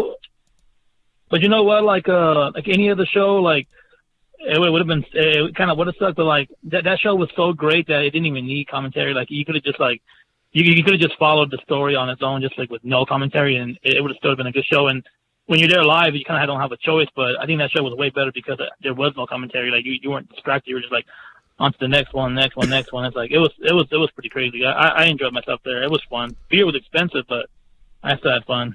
Yeah. Oh, absolutely. And by the way, just for everybody wondering, I have confirmation that I was right. Indeed, if you are Michael in a wheelchair, hell yeah, you will be seen by the wrestlers. I just tweeted it out. Look at this fucking Matt Hardy delete me. Like all this shit, dude. He's got photos with everybody. He's got Cody Rhodes. Whoa. Cody Rhodes, the Young Bucks, just a ton of people. Yeah, the Briscoes on the bottom left. Just everybody, man. He's got everybody. I was going to go to Caesar's Palace to see StarCast 2, whatever, but I was like, I was too busy freaking walking the strip, having fun, gambling and shit like that. That shit goes. I was going to see JD's candy ass, but I was like, nah, fuck that, never mind. StarCast 3 tickets just went on sale. Wow. That's crazy. I mean, I got to. I might get out there to StarCast 3. They didn't have any more like some guys they reached out to and were like, come on out here, like we'll bring you out and that type of deal. And I know but they didn't do that with me, so I was like, I'm not paying for a fucking table. They reached out to me at the end, like towards the end of the right before the first one started. Like, well, we got some free tables, and they're like for like the bottom. I don't understand. Like, what am I, AIDS? Like, why did no one reach out to me? Like, I reached out to them, but they're like, oh, here's they didn't give me any sort of special offer or anything. It's like, here's the cost. They did that with me, but they didn't give me anything free. Yeah, they did. They did reach out and say, hey, Joe, you should come out here. Tables are $800. Yeah, like, I was like, nah, I'm good. I was like, hey, I mean, to be fair, some of that is a decent deal, but not the whole thing. It is for if you're ready to promote and you have all this stuff and you've got something lined up and you're coordinated, it is good. But to me, it would have been me saying hi to 50 people and it costing me $1,000. Like that's retarded. So I just said no. But I mean, they did reach out to me and then say, hey, Joe, want to come to StarCast? It's $800 a table. But if they didn't say, hey, come on out here and like and by the way, they shouldn't, because there's wrestlers that have to pay for tables. Why would anyone think that they wouldn't pay for a table? And the reason is because a couple of them didn't. I think and I think at the first one, I think Solid Monster was offered I think he was offered for free, and I think at the second one, I think at the second one he wasn't offered for free. I think it was like he would have had to pay too, so he didn't do it either. So screw it. I'll ask and see what the price is for the third one. It's probably the same. But it's probably the same. But you'd be amazed how many people will show up to your table, bro. Like if you would have gone, I would have gone. Like I would have been there. I know. True, but to Joe's point, it's like, not to knock anything or anybody, but like, you have to kind of balance out like the cost of everything versus like what the gain is at the end. Like for Joe and me, if we were going to do it, we'd have to like think of like, okay, we're sinking in $1,000.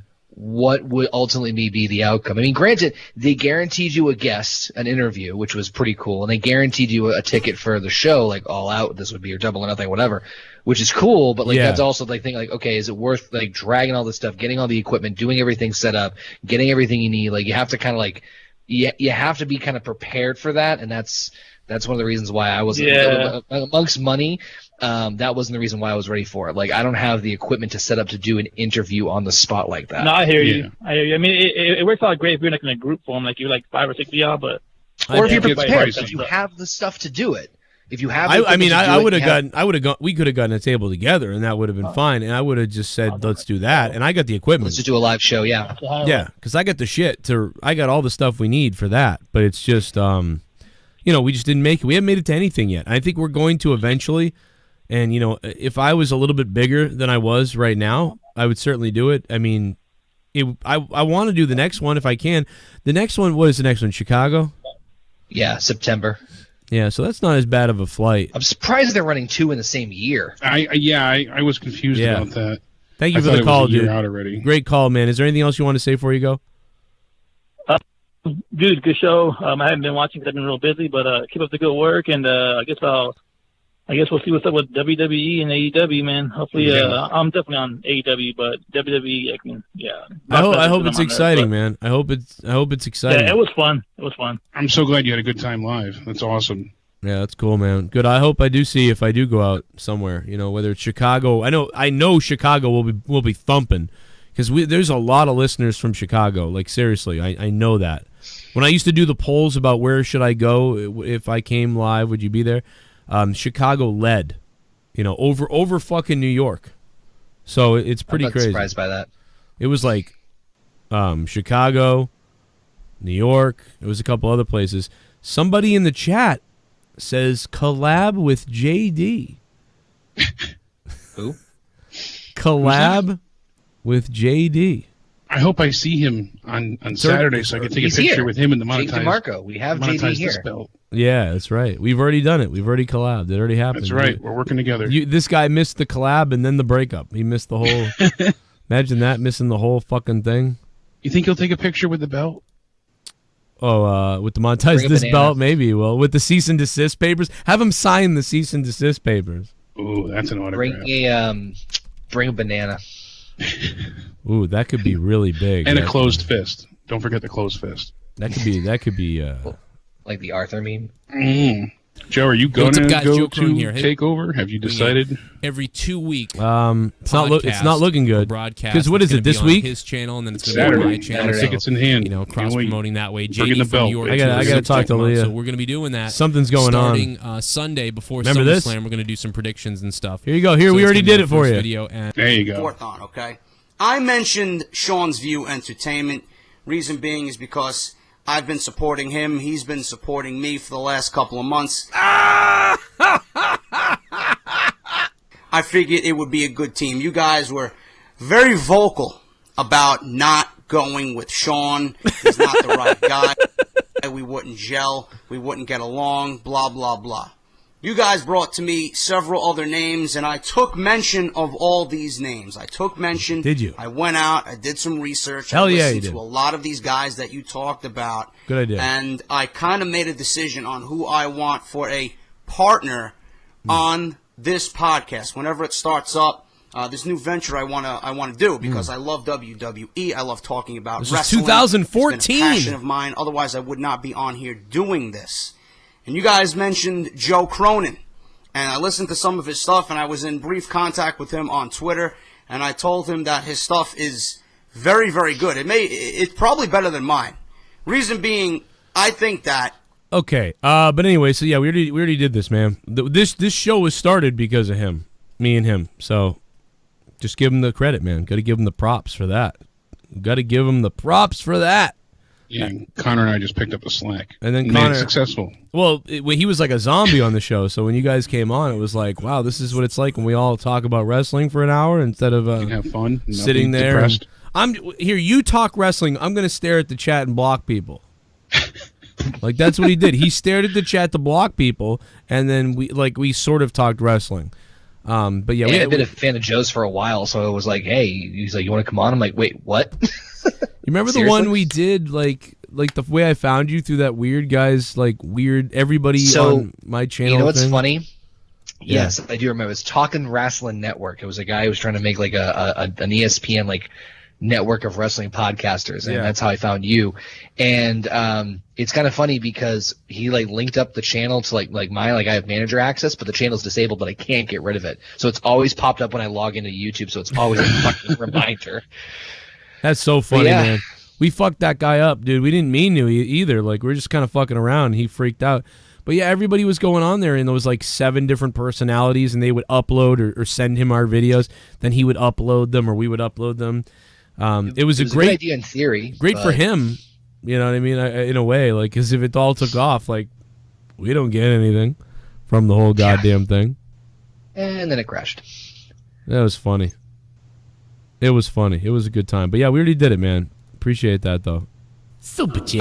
I just shot Starcast an email, so we'll see how that Moxley goes. Jericho Stone Cold interview or night day. We're night and day, yeah. Gary, it was the podcast with Stone Cold versus the podcast with Chris Jericho.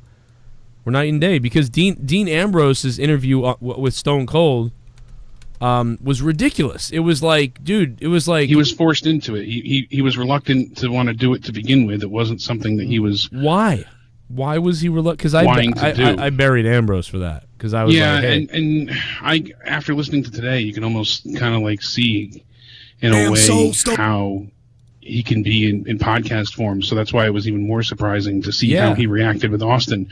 It's almost like he hated Austin. I feel like he hates Austin. I don't think it was that. Here's my kind of takeaway. He loves it might Bret sound Hart. a little tinfoil hat-ish, but Austin sees the company how it was when he was there. I think up until at that point in time, Austin still saw Vince as how Vince was back when Austin was ruling the roost. And the problem was everybody kept saying grab the brass ring and take over and step out of line and make a name for yourself.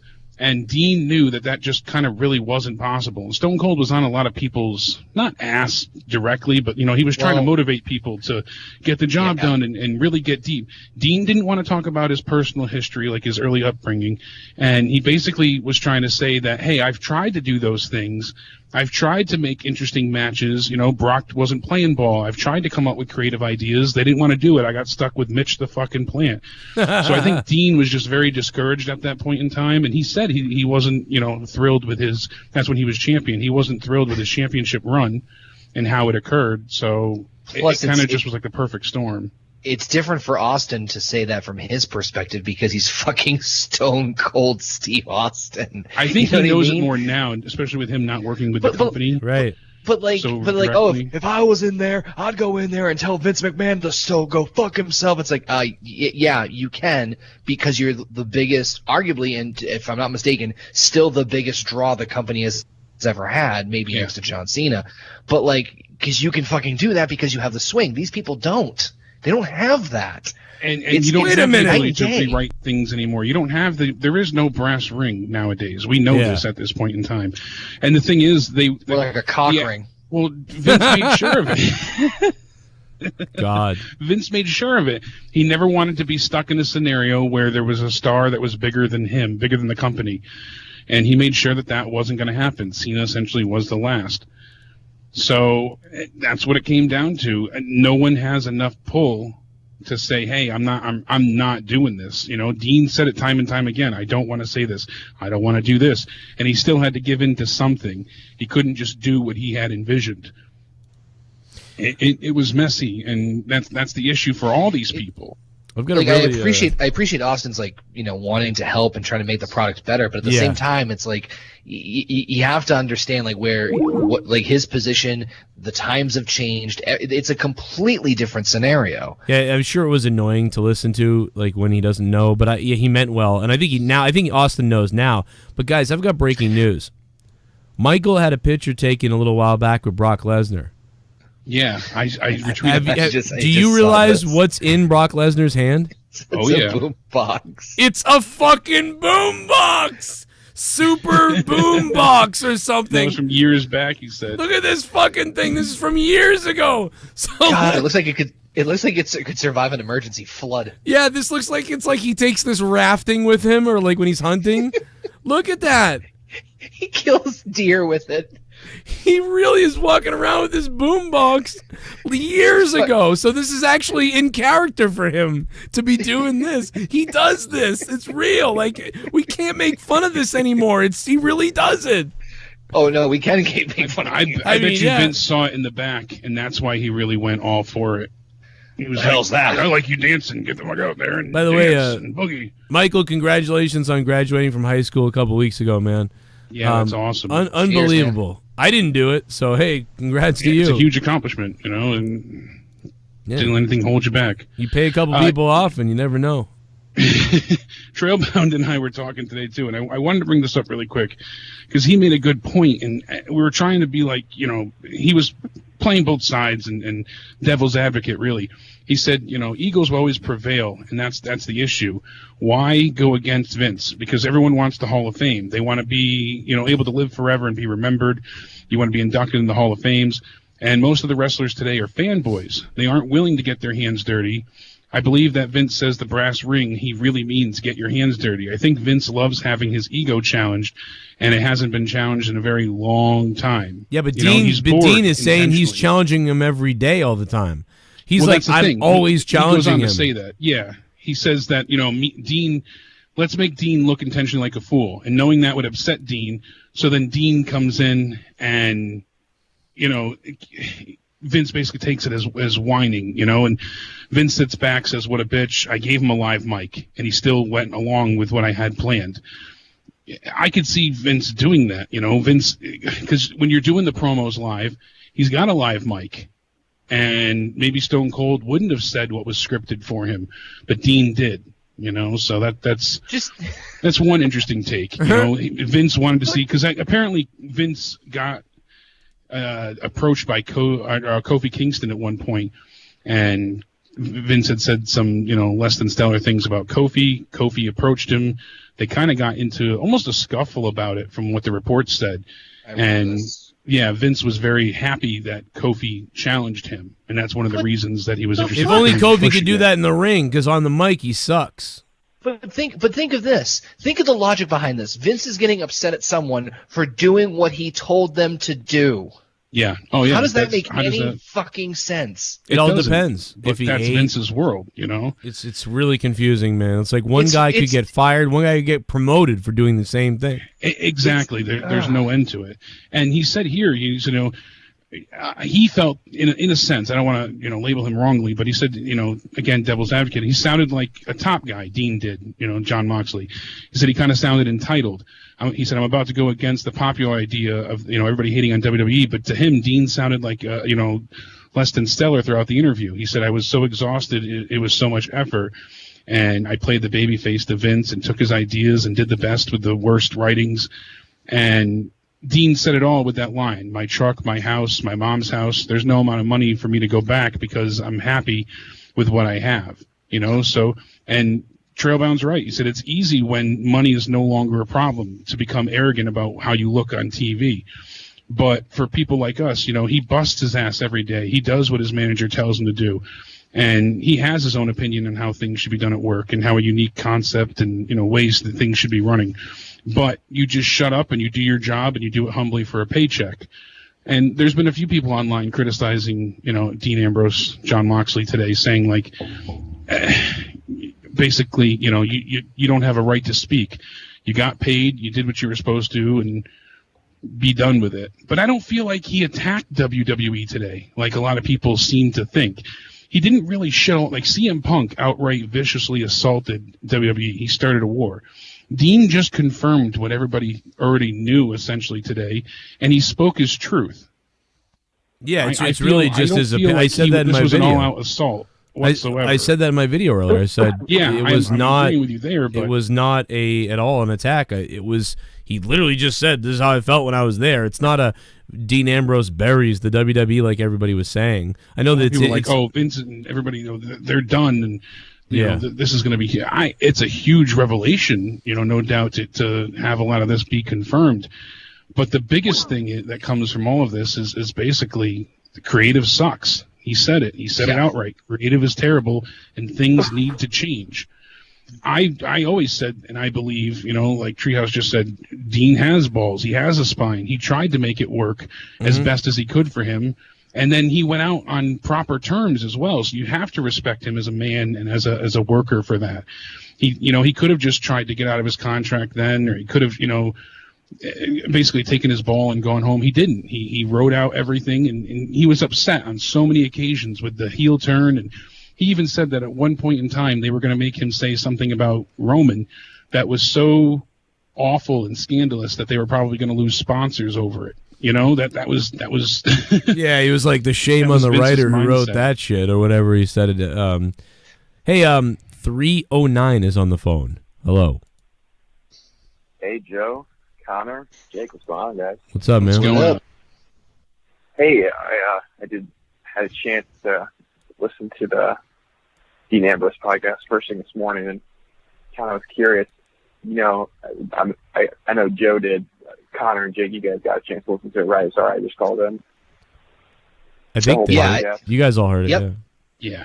Yeah. We so, you guys know you guys remember listening to the part where he was talking about the line about the Roman Reigns' cancer. Do you guys remember him talking about that? Yeah. About the writer and how it was like uncalled for. I want to know what could it have been that was just so horrid. Because they already made him say that, he needs to answer for all his sins. Yeah. And he said he wasn't happy about that. And there was one that he said live. So I'm curious as well. He said he wouldn't say it on the show. It's probably something like, I hope you don't come back from your cancer. You deserved it or something like that. Somebody speculated that to be that bad, it would have to be something about wishing him dead, as a heel sense. Yeah. Because the thing is like the theme of the whole podcast was everything is, like we've heard for years, everything that's going through Vince, everything that's going through Vince. So guess what? That had to have went through him before it went to Ambrose. Like that's what's scary. Yeah, like, really. Dang.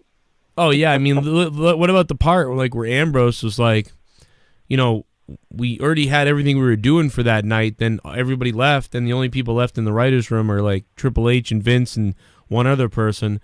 And maybe and then all of a sudden when he was out there, he was told stay in the ring because Nia's going to come out and fucking you're going to take a bump for Nia out of nowhere. And he's like, what?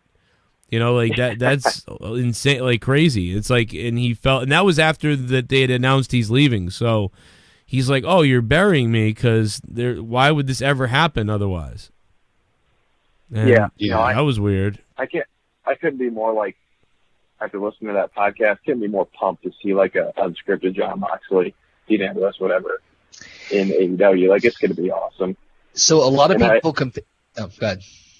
No, go ahead, man. Go ahead. I was just going to say, like, a lot of people compared it to the CM Punk one, and I disagree because I think the CM Punk one, he was fucking bitter, whereas this one, Dean felt like he just came out of a massive, 6-year depression. Yeah, he even stated right off the get-go saying, I appreciate everything they've done for me. People Plus, he doesn't want to get sued by a doctor. Right. Yeah, that too. Yeah. But now let's bury these fuckers for 2 hours. Yeah, exactly. And he does. He gets into it. And he speaks his truth. But he does so, I want to say respectfully, in a sense. It's not disparaging. It's just the truth. So as much as you could view it as scandalous, it isn't slander and libel. It's just his truth. As for Punk, there were a lot of accusations and one-sided arguments, and you didn't know how much of it was true, if any of it, and it was a whole different ball game entirely. that he brought up a lot with him, and not just dealing with the writing and the promos and his return being ruined essentially, and how discouraged he was with that. He didn't want to come back until SummerSlam. They told him yes, then they tell him, oh, you got to show up at TV. Then they have Seth say that he's coming back live on air before he comes out, and the one thing that he was looking forward to is that huge pop of his return.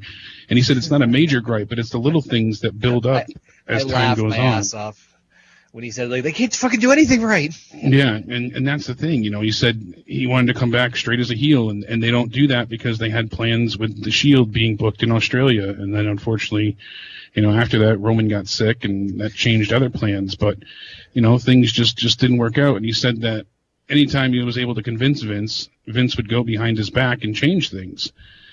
It was just, there's so much more to it, but right. Obviously we talked about Vince scripting the cancer stuff, and saying, god awful things that he wanted him to say, and being stuck on, stupid ideas, and he didn't want to look like an idiot. He said he wanted to look like a cool guy, and they made him, the idiot riding a unicycle backwards and doing all these stupid things. So I genuinely, when we review stuff like this, right, I genuinely sometimes get concerned that maybe I am getting a little too cynical and just hating everything and disliking everything. Maybe I'm overthinking shit, and I'm thinking, maybe I'm the only one who's I try to be genuinely positive. And I'm glad that I'm not crazy. No, I know. Shit. You know what I mean? It makes me, I hate to say it, it does give me some validation about okay, I'm not the one thinking this. Hell, the fucking wrestlers are thinking this. So it's not I agree with you entirely, but you need that sense of confirmation. You need to be validated, because I hear so often, if you don't like it, don't watch. Or, I hate that comment just as much as Joe and you do as well. And even more so, you're so negative. Well, I'm not being outright negative. I don't hate what I'm, the product. I wish they would change. I'm being critical because I know they have the talent to do better. Things could be different. The most eye-opening moment on that podcast for me personally was Dean admitting how emotional Vince became when they discussed at the Royal Rumble weekend that, Dean was not re-signing. He said that, he even shed some tears, but the boss broke down in tears and started crying. He said it was a very emotional moment, and, he wanted creative freedom, and, he said he laid it all out and told him everything he was upset about. And his biggest defense / excuse that Vince had was, I didn't know you were upset. I didn't know you didn't care for this. I didn't know you had so many problems. How come no one told me? And that's obviously bullshit. And Dean addresses that, saying, that's nonsense. In your office, I was in your office constantly, rewriting things, begging you to do things different, trying to get you to change things, trying to have you work with me, and it didn't happen. So how he couldn't know that things were bad is just a total crapshoot of him covering himself. But he didn't even look at the contract extension that was sent to him. He didn't even look at the deals. He just said that. And it wasn't for AEW either. He was deciding he was leaving before AEW even really became a thing and took off. Right. He was done when he came back with his heel turn before AEW was even thought of it, being announced. He described himself as a wild animal that had been domesticated too long. And that, really talks about, just really hits home with what they ruined yet again. And you see it with so many talented individuals. Why can't, the Viking Warriors, whatever they are now, Raiders, Legion experience, all right, they're not going to be at the Super Showdown, unless they're in the Rumble, but, there's no, who's the Raw Tag Champs right now? Ryder and Hawkins. Okay, they still do. Not on TV. Now they tweeted out, we're still the champions, but they're not on because they haven't been on TV because of this stupid wild card rule, And so why couldn't they have held on to their NXT titles and defended them one more time at TakeOver? Why did they have to get rid of them so quickly? I know that. Okay, granted, they're giving one extra team a chance to be seen because the timing. TakeOver, they had to do it for. Vince wanted it done at WrestleMania, so no matter what dumb reason. Exactly, but that's the thing. Vince yet again decides, and now we have these fantastic teams that aren't being utilized, and they had to relinquish their belts for no reason. Yeah, I don't. They didn't think this through. That's the end result. That's the point I'm getting at. Yeah. Yeah, they look at do everything things to now. do Aleister things. Black had to be moved, and nothing's been done with him, and Ricochet losing steam with 50-50 booking, and this is just the more current stuff. But we've been saying this for such a long time. The writers are writing for an audience of one. They're writing strictly for Vince McMahon, and a lot of people say, "Oh, Triple H save us, Triple H do that." Jake, they have to hire a continuity writer to keep up with what the fuck they're doing on a week-to-week basis because they're moving so fucking fast. They can't remember what they wrote 2 days ago. Yeah, that's true. That's the huge problem. And with them, with Vince having the final say-so, no one can seemingly have a chance to, develop things on a larger span, a further out basis. They can't write 4 weeks worth of promos in one sitting, because if he changes what's said in week 2, weeks 3 and 4 are screwed anyways, and now week 1 may no longer make sense. Yep. So they can't long-term book any storylines, and you think about everything that's going on with they set up so much in one night in AEW. It's insane. Look at how many feuds we have going forward, how many possibilities, how many things. You look at MJF and there's just so many possibilities with everybody that came out to basically face him when the title belt was being unveiled, and now he can have a program with Hangman Page. And then, all right, you look at this, now you have obviously Jericho and Page are going to face each other, but Kenny Omega has Jon Moxley, but Moxley could be it's like, my God, you already set up the Young Bucks who are going to take on the Rhodes brothers, and this is just some of the minor stuff. It's like there's so much that they set up for future times in just the one show, while still finishing the pay-per-view. They're developing and thinking forward. They're thinking better during a pay-per-view than WWE can do during a TV show that should be a story. That's what I'm trying to convey. Did you hear what I said about Aleister Black last night on my review? No. I basically, did you hear it, Connor? I don't think you did, but no. Sorry. So I was like, this guy has no character. He comes and does a promo about like, I know what you're waiting for me to call someone out, but I'm gonna wait for you to call me out. It was like, what the fuck is this? Anyone to face me? So I said, what would be better to me is if he was sitting quietly during some of these candlelit promos and he didn't say much, and then like WWE is requested to visit Aleister Black at his home to learn more about the man that hasn't said very much. And when they get there, he's very normal. Like, he opens the door, hey, how are you doing? Come in to my house or whatever. And like they go into his and he's like, really, my house is a lot like many other houses. Like it's like, this is my pictures, where I keep my beer, my fridge and whatever. And they're like, well, we're really interested in finding out what makes you tick. You're very mysterious about certain things. And then I wanted it from there to turn a bit dark as he goes to his basement. And, like, he's got, like, a fucking coffin thing that opens up, like a cabinet. And, like, there's a woman, WWE lady, and she's like, what's this over here on the wall? And he opens it up slowly, you know what I mean? And there's all these, like, names etched inside of it. And she's like, what are all these names? Are these autographs or something? And then he just turns to her, and he goes, no, these are the names of anybody and everybody who's ever lied to me. And he just looks at her. And it's like, okay, well, yeah, that's very interesting. And then he's got these skulls on the wall, and on the skulls there's something written on those too. He's like, well, those are the names of all the opponents, that I enjoyed defeating throughout my time so far in WWE. He's like, I write whenever I beat someone. I write their name on here and I deliver their essence, blah, blah, blah. And he just, like, very normal, though. Like, not too creepy and Undertaker, Bray Wyatt, not too much of that, but just a little bit. The idea that he has names written down and he goes, oh, those are the names of anybody that's ever lied to me. Or that's ever whatever. And the idea of how normal he was, but then is so direct and weird, like, right there, that at least makes me start wondering, like, what the fuck is with this guy? But right now, he's just like, you're waiting for me to call you out? Well, I'm waiting for you to call me out.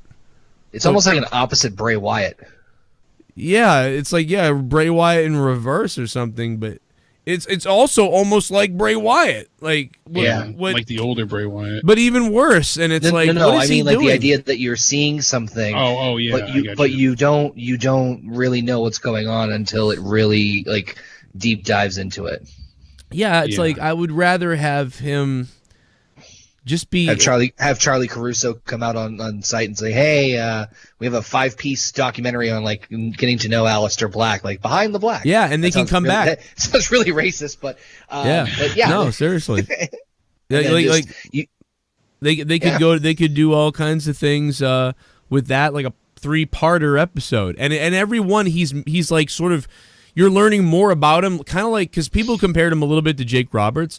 But they were saying, oh, he's a little bit like Jake Roberts in a way, or he's like speaking like him, and he kind of was. Problem is the substance he's saying isn't really any meaningful stuff here. So far, he said just about nothing in all of his promos, and it hasn't made me think, oh, wow, what could he do?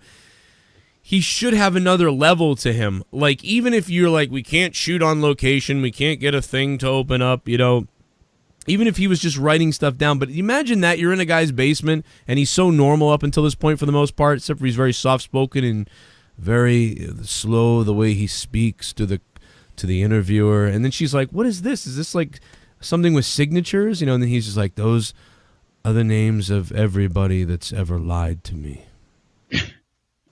And it's like, okay, what the fuck does that mean? And just like that right from there and then on with all the different layers, but don't get too ridiculous. Keep him human, but keep him like, I mean that. Like, if you lie to me, I won't forget it. And you are in my house right now, we're fine, but if anybody in the WWE lies to me, I don't know what I'll do to them. Like, it's just that type of stuff. Like, what the fuck? Like, and that's brought to you weird. by Sonic. Yeah, so grab a burger. But like what he's doing right now, where it's like, I'll call you out. Like, it's just, again, that's anybody could have. They wrote that for anybody. Anybody could have. Dude, Mojo Rawley has a better promo right now. Him yelling into a mirror, saying like, "Figure it out! Don't let him do it to you. They're going to pay for this. They're all going to pay. You have to be better." Like, that is better than being like, you think I'm going to call you out? Call me out. What? It's seriously, like, I'm not kidding. Compare those promos. Like, it's like, oh, it's the same thing. There's nothing to it. There's no, I'm not scared of him. I don't know what he's doing. I don't know what his background. I don't know who he is. I don't know anything about him. He could have been like, oh, God, they just could have added this depth to this guy that's, like, interesting, and I see that from him, and yet, like, I see, like, with Aleister Black, I see be normal and then be completely off, and that makes people uncomfortable. Like, when he's like, would you like a beer? One of my favorite things to do is, in the evening, is to sit down and drink a beer. And then she's like, oh yeah, like I'll watch like sports or like, usually we'll watch the football game and have a good beer. And he'd be like, well, I will usually read the newspaper. She's like, really? You still have a newspaper? Do you have newspapers over in, wherever he's from, Norway or whatever? And he's like, well, I like to read, I read the obituaries. She's like, what the hell? Wait a minute. So you still read the newspaper, the physical newspaper? You don't have an app? You read the newspaper and you read the obituaries? And he's like, you can only learn about yourself, like, if you know enough about the people, that once lived or something. And you're just like, what the fuck is this guy? Like, and if he just had all these weird promos like that, that would at least be something. And he was so weird that now when he goes to face somebody in the ring, you're like, you've seen so much of this guy that you're like, what the fuck is he going to do to whoever the fuck he steps in the ring with at this point? Like Xavier Woods versus Aleister Black now. It's like we've seen all this weird shit about Aleister Black at his house and the weird shit he does, but now he's in the ring with Xavier Woods. Like, I'm scared for Xavier Woods here. And then he really does beat the hell. Like, he beats up Xavier Woods. Xavier fights back a little bit. And then maybe, like, at the very end, he does something very weirdly sadistic at the end. He urinates on them. But yeah, I don't know. But like all that stuff, it's like piss everywhere. It's in my but instead eyes. of thinking like this, and maybe this isn't even a good idea, but instead of thinking like this, it's just like, here's some lines, go out there, and anybody could have said this. There's no thought. There's no thought to it whatsoever. At all. No thought at all. And you know, like you said, that would be fantastic. You know, just that he's normal, but yet crazy, and you know, not a lunatic that's off the wall, like, haha, crazy, like, oh shit, that's scary. Yeah. Part of me would have him like not even say a word for a while. Like he did in That NXT. is, honestly, that is the best idea. Don't say anything. Like, and again, even with what I was saying, if he just says little words, like, those are the names of all the people that ever lied to me. That's all he says. And then he's quiet and walks away. And he's weird. But even if he didn't say anything, Connor, that would be better than all of this. The best case scenario is that he says nothing. Yeah, because rambling like Wyatt did for a long time. Because he did do that. About the darkness and he did say nothing. For how long on NXT? Didn't he say nothing for the longest time? No. Yeah. I would even have him do something very well. I would have him do something like really weird, like he just comes out during the middle of the match, looks up at like random people, and like holds up like I don't know, the number 5 and then the number 4, like a countdown, and you wonder like what the fuck do those numbers mean, and then you have to try to find the meaning behind it, and then it actually gets you invested. Like what the fuck is he doing? Yeah, As it's opposed true. to just talking. You know, it'd be another interesting gimmick if somebody was a face. I'm not necessarily him, but a funny gimmick would be to count down 5, 4, 3, 2, and when you get to 1, go and have the whole crowd try to be as silent as possible, and then when they're really quiet, just go. Pile driver. Like seriously, that's like the perfect setup for the librarian. The librarian. See, if I was the librarian, if Joe Cronin was the librarian, I would come out and I would hold my hand up in the air and I would go.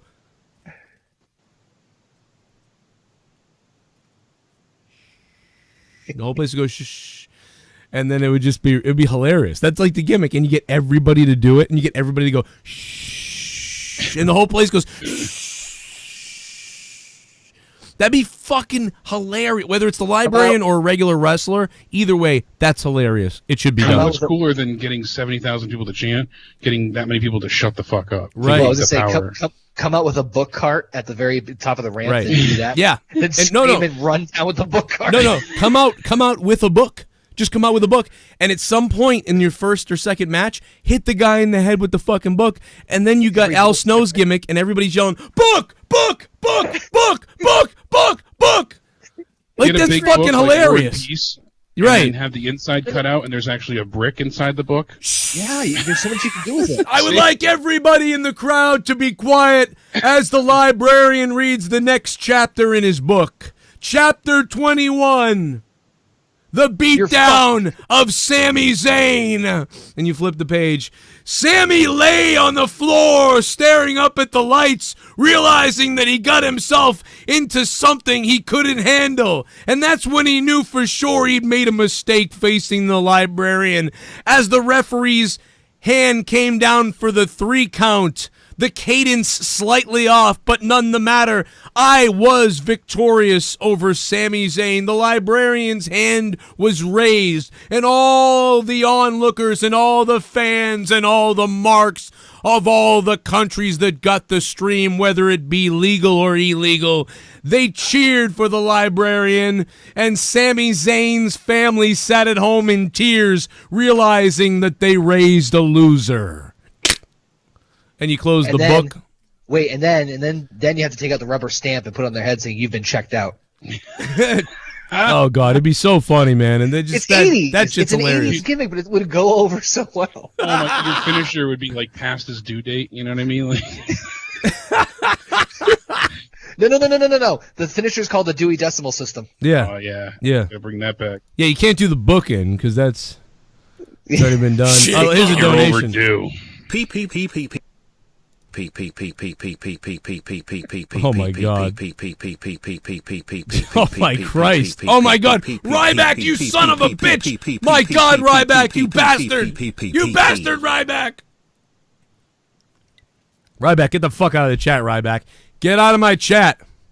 Get the hell out of the Bret Hitman Hart's chat. I fell off the damn stage. All right, thank you, Ryback. I appreciate that. Appreciate that, Ryback. You've been checked out. You've been checked. I checked out your mother. Did you hear that? Picture a book coming out with a book. It just says you're fucked on it. Can you hear these? No. Oh shit. My name is Kane and I'm donating. You piece of shit. What's up, Joe? Jake, glad to hear things are going better. GF had another surgery today and she's doing okay. Vince, sorry, but how does Jinder Mahal's roid needle feel in your ass? Anyone dissing Mikey and his mom in the chat, fuck you. Hey, the guy in the chat, Shumi, who said, "Oh, no news here, I'm leaving." We've been doing news the whole show. Why don't you show up on time, you fuckhead retard? 2 hours straight of news. Bad Omen 666, thanks for the donation. Yeah, we did like 2 hours of this news, that news, this news. Now we do a little bit of joking booking, and he flips out. Hey, go eat your mother out and shoot yourself. Kellen Stargo, thank you very much for subscribing to the channel. And we are going to get back to the news, by the way, and take calls again and all kinds of bullshit. That was badass. But we don't want to get an hour behind in donations again. So I'm glad your girlfriend's up there. That sucks. What a cunt that guy was. Yeah, no kidding. I mean, really, like we do like 15 minutes. News? Where was like 2 hours of news? You fucking have you not been here? I mean, are you on drugs? Book. Jesus. Book. I'd like to close the book on that guy's cock. Always nerdy. Check him out. Yeah, here comes the checkout. The checkout right to the face.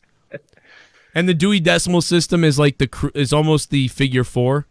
You just rename it the DDS. Yeah, that's a good idea. There you go. DDT. Always the nerdy. System, the DDS. Thanks for the super chat. Always nerdy. Appreciate it. That's great.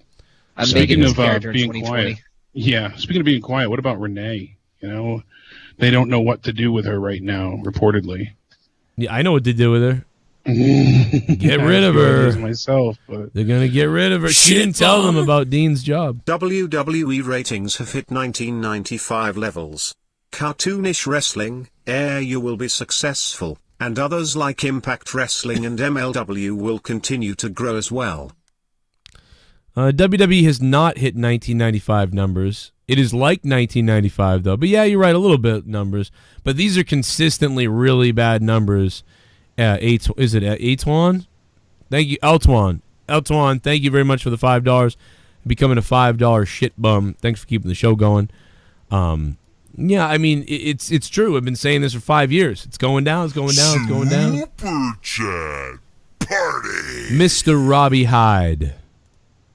Oh, no. Actually, they're close. 1995, they were getting 1.9 to 2.5. Well, whoa. Wow.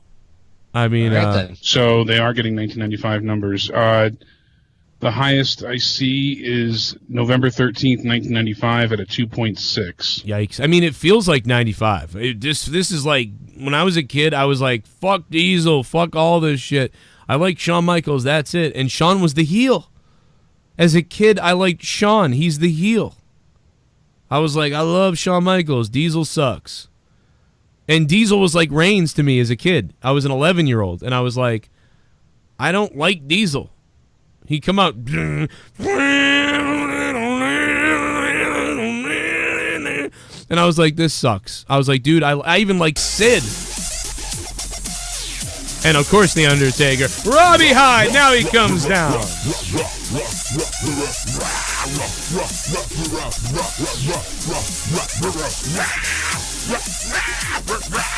Jerome, you know WrestleMania 8 was awesome, dude. What are you talking about?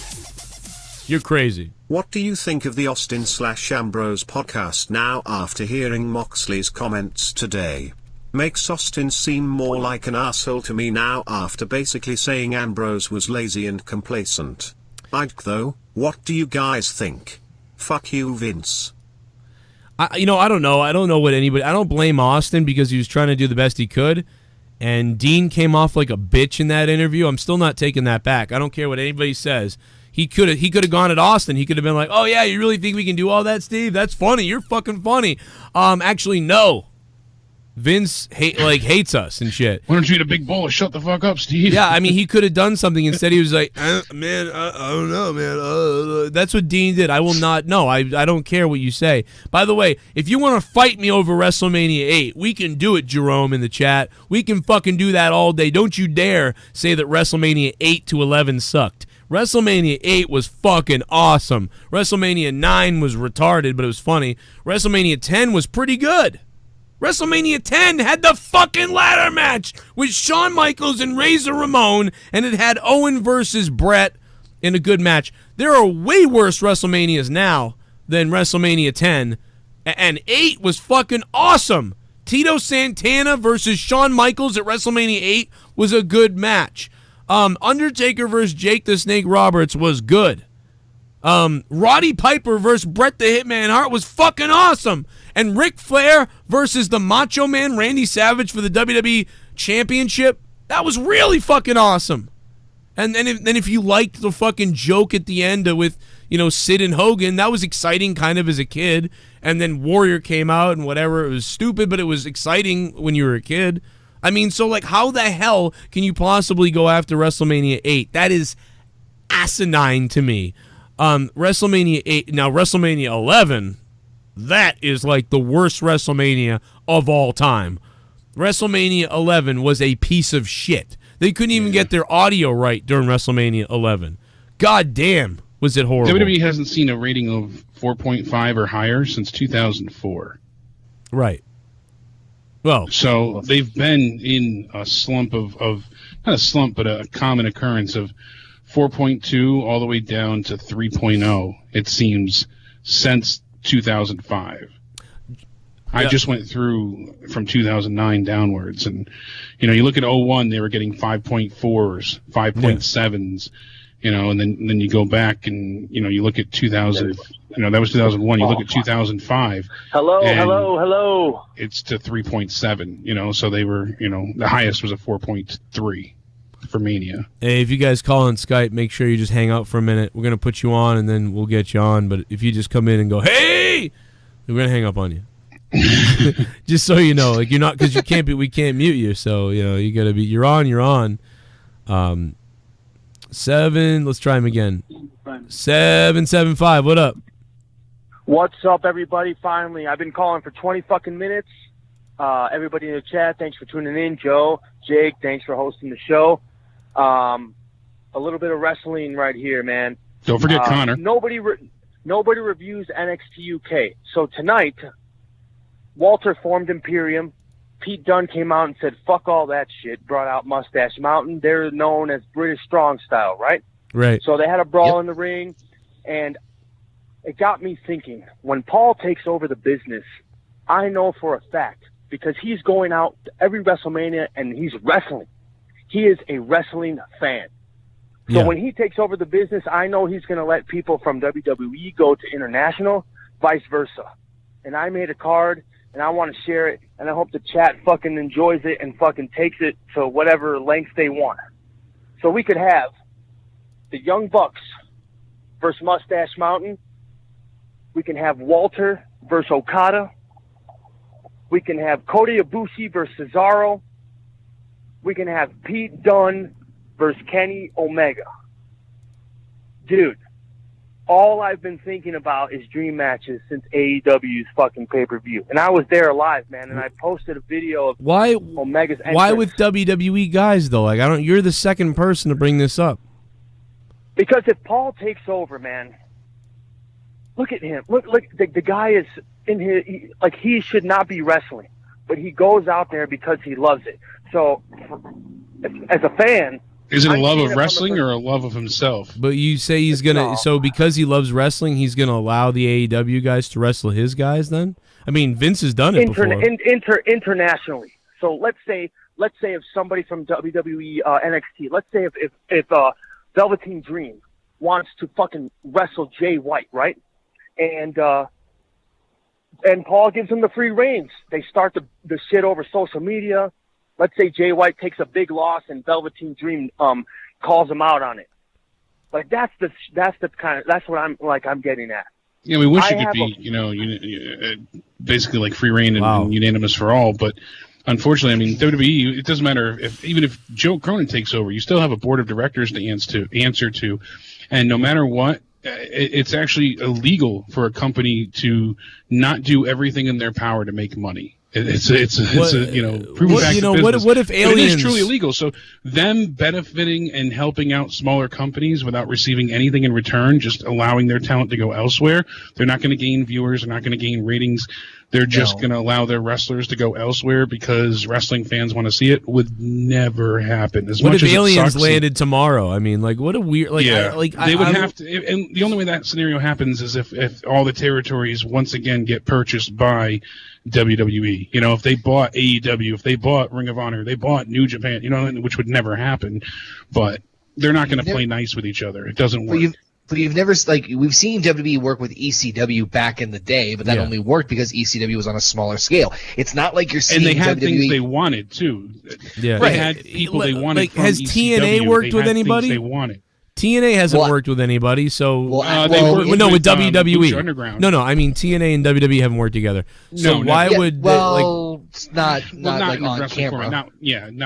Not in any capacity that they allow them to use footage. Well, that's what he's saying. Like he's saying, like, oh well, they'll house show over in the UK. Why? Like, I'm sorry. Oh God, I couldn't even deal with that call. Like, oh, what if I can't wait till Triple H takes over because then what if The Rock comes back? AEW will. What if unicorns? The Ultimate Warrior. What if unicorns fly out of my ass and suck me off on a Tuesday? I love the fantasy book. Matt the Misfit. That I don't love. No, that guy was like. No, that guy was Matt the Misfit times 10. That was worse than I can't stand that stuff. Because Matt makes great stuff, but it's all in-house, it's this would never work in a million years. I wish it could. Yeah, if there was a possibility of any of this, would love to see that.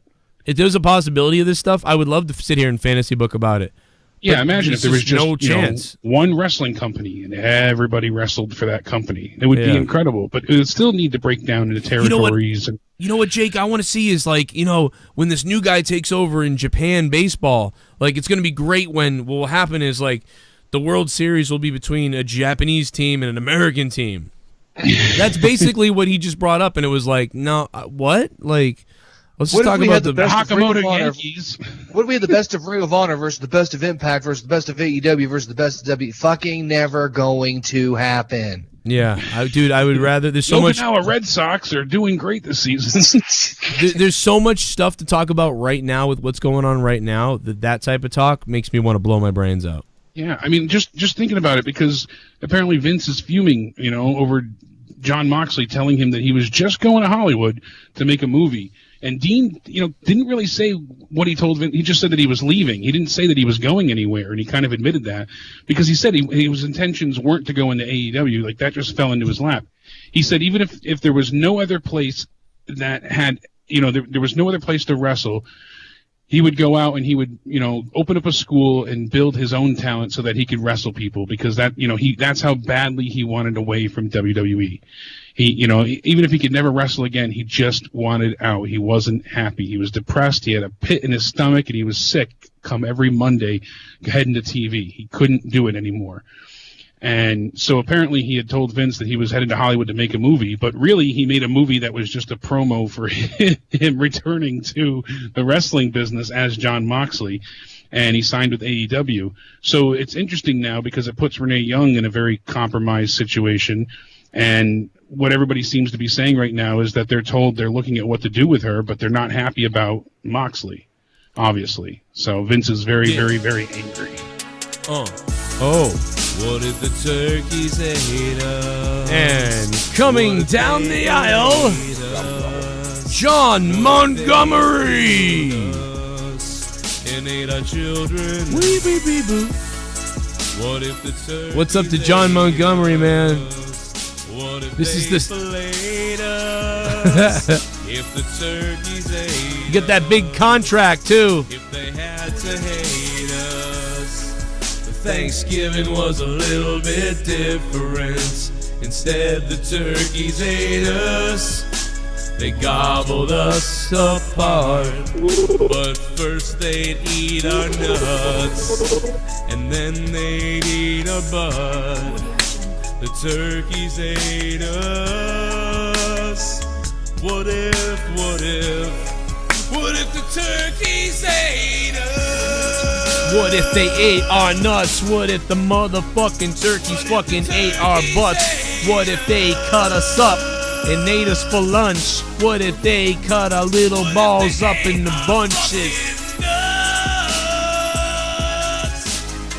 They're having us for lunch. They having us to munch. Having us for Instead lunch. of mashed potatoes, instead the turkeys ate us.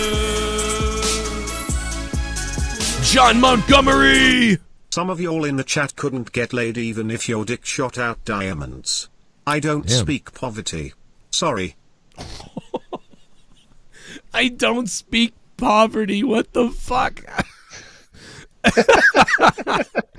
I did not expect that. I thought he was going to say something about wrestling. It's like, I don't I don't speak poverty. What the fuck is going on? I want to let a couple more of these play because that one was from an hour ago. So there's only about 4 or 5 left, but I just don't. People are probably like, what the fuck is my donation ever going to play? I promise in the future I will try to get the donations to come up more on time and not hold them so long. But, you know, I treat them like commercial breaks a little bit on the show, except they're more exciting than Chris Jericho taking 3 minutes to say, Stamps.com, have you ever wanted a stamp? As I look into the camera and I see Joe and Jake look back at me with those perfect sparkling eyes as I imagine them gently stroking their manhood while I creepy smile and watch and see their white liquid exploding all over the screen, then I blow a kiss. Oh my God, Connor's dirty thoughts. Can you hear these now? No. You still can't hear these? Oh, that one was amazing. Oh, that one was so amazing. Here we go. He wants to guzzle us. Let me mute you. You might be able to fix that. Here we go. Oh, yeah! It's my Connor. Patreon anniversary this month. Yeah! I've been a Patreon longer than I've been with my live-in GF. She jelly. Thanks for the years, Connor D. Hell yeah. Always Nerdy TV. 3-year patron. Holy shit. Awesome. Damn, has Patreon really been around that? You know? Oh, yeah, dude. I announced my Patreon 5 years ago. Wow. Yeah. Jesus. Yeah, but you know what? For 2 years, I didn't do anything on it, so I didn't have any patrons. Now it's huge. And hopefully people will sign up on Patreon in the next coming few days. That'd be nice. Hey, I shot some promo pics earlier. Here's one of them. Fucking idiot. Oh, you can't see it probably. All I want is a hottie in my cocky. Joe Jones, thank you for the super chat party, man. Hey, you know what? You can get one of those. My cocky. Ooh. You can get one of those around the JCS community. I will tell you that, Joe Jones. Here's another one I liked. You like this one, Jake? I do. Look at this one. I had a lot of fun shooting these earlier. It was like a... Yeah, the one you sent to us, that was great. Yeah, there was this one. Then there's... I had one other one. Oh, yeah, this one was also my favorite. Joe Jones, thank you for the donation, Joe Jones. The super chat from Joe Jones, he is Christ. This was, one of my favorites right here. It looks like... I put my hand in his ass. And then I put my hand up his ass, and I realized I like this. Maybe it's just because the microphone isn't plugged in that makes me giggle a little bit. Yeah, it's funny, too. Yeah, that there's no cord on the mic. What the fuck the point is, Vince? What the fuck the point is, Vince? What the fuck the point is, Vince? I have been waiting for this day for a long time. Me too. Fuck you, Vince. You will soon learn why it isn't good to fuck with the fans and your wrestlers/employees. Hashtag air you hash air you hash air you hash DVincD hash triple obvious. Wow. Mirov, holy shit, Mirov, thank you for the $9.99 donation. The $9.99 is always a slap in the face to Vince McMahon and the WWE Network. Instead of getting the WWE Network, Mirov dropped $9.99 on the show today. So thank you, Mirov, and good to hear from you, man. Hope you've been good. Long time badass of the show, Mr. Mirov. And we also got only a couple more coming in, and we'll be done with them. And then we got some more news, just yet more news to talk about. So that's coming in a second, and then we will get back to some phones, or at least I will. I don't know how long the boys have, but we'll get to that. It was amazing Jake is here tonight after all the sickness. Antique, you're amen. Thank you very much for subbing. Probably butchered that last name, but come on, man. And I got, and it's not even antique. It's antique.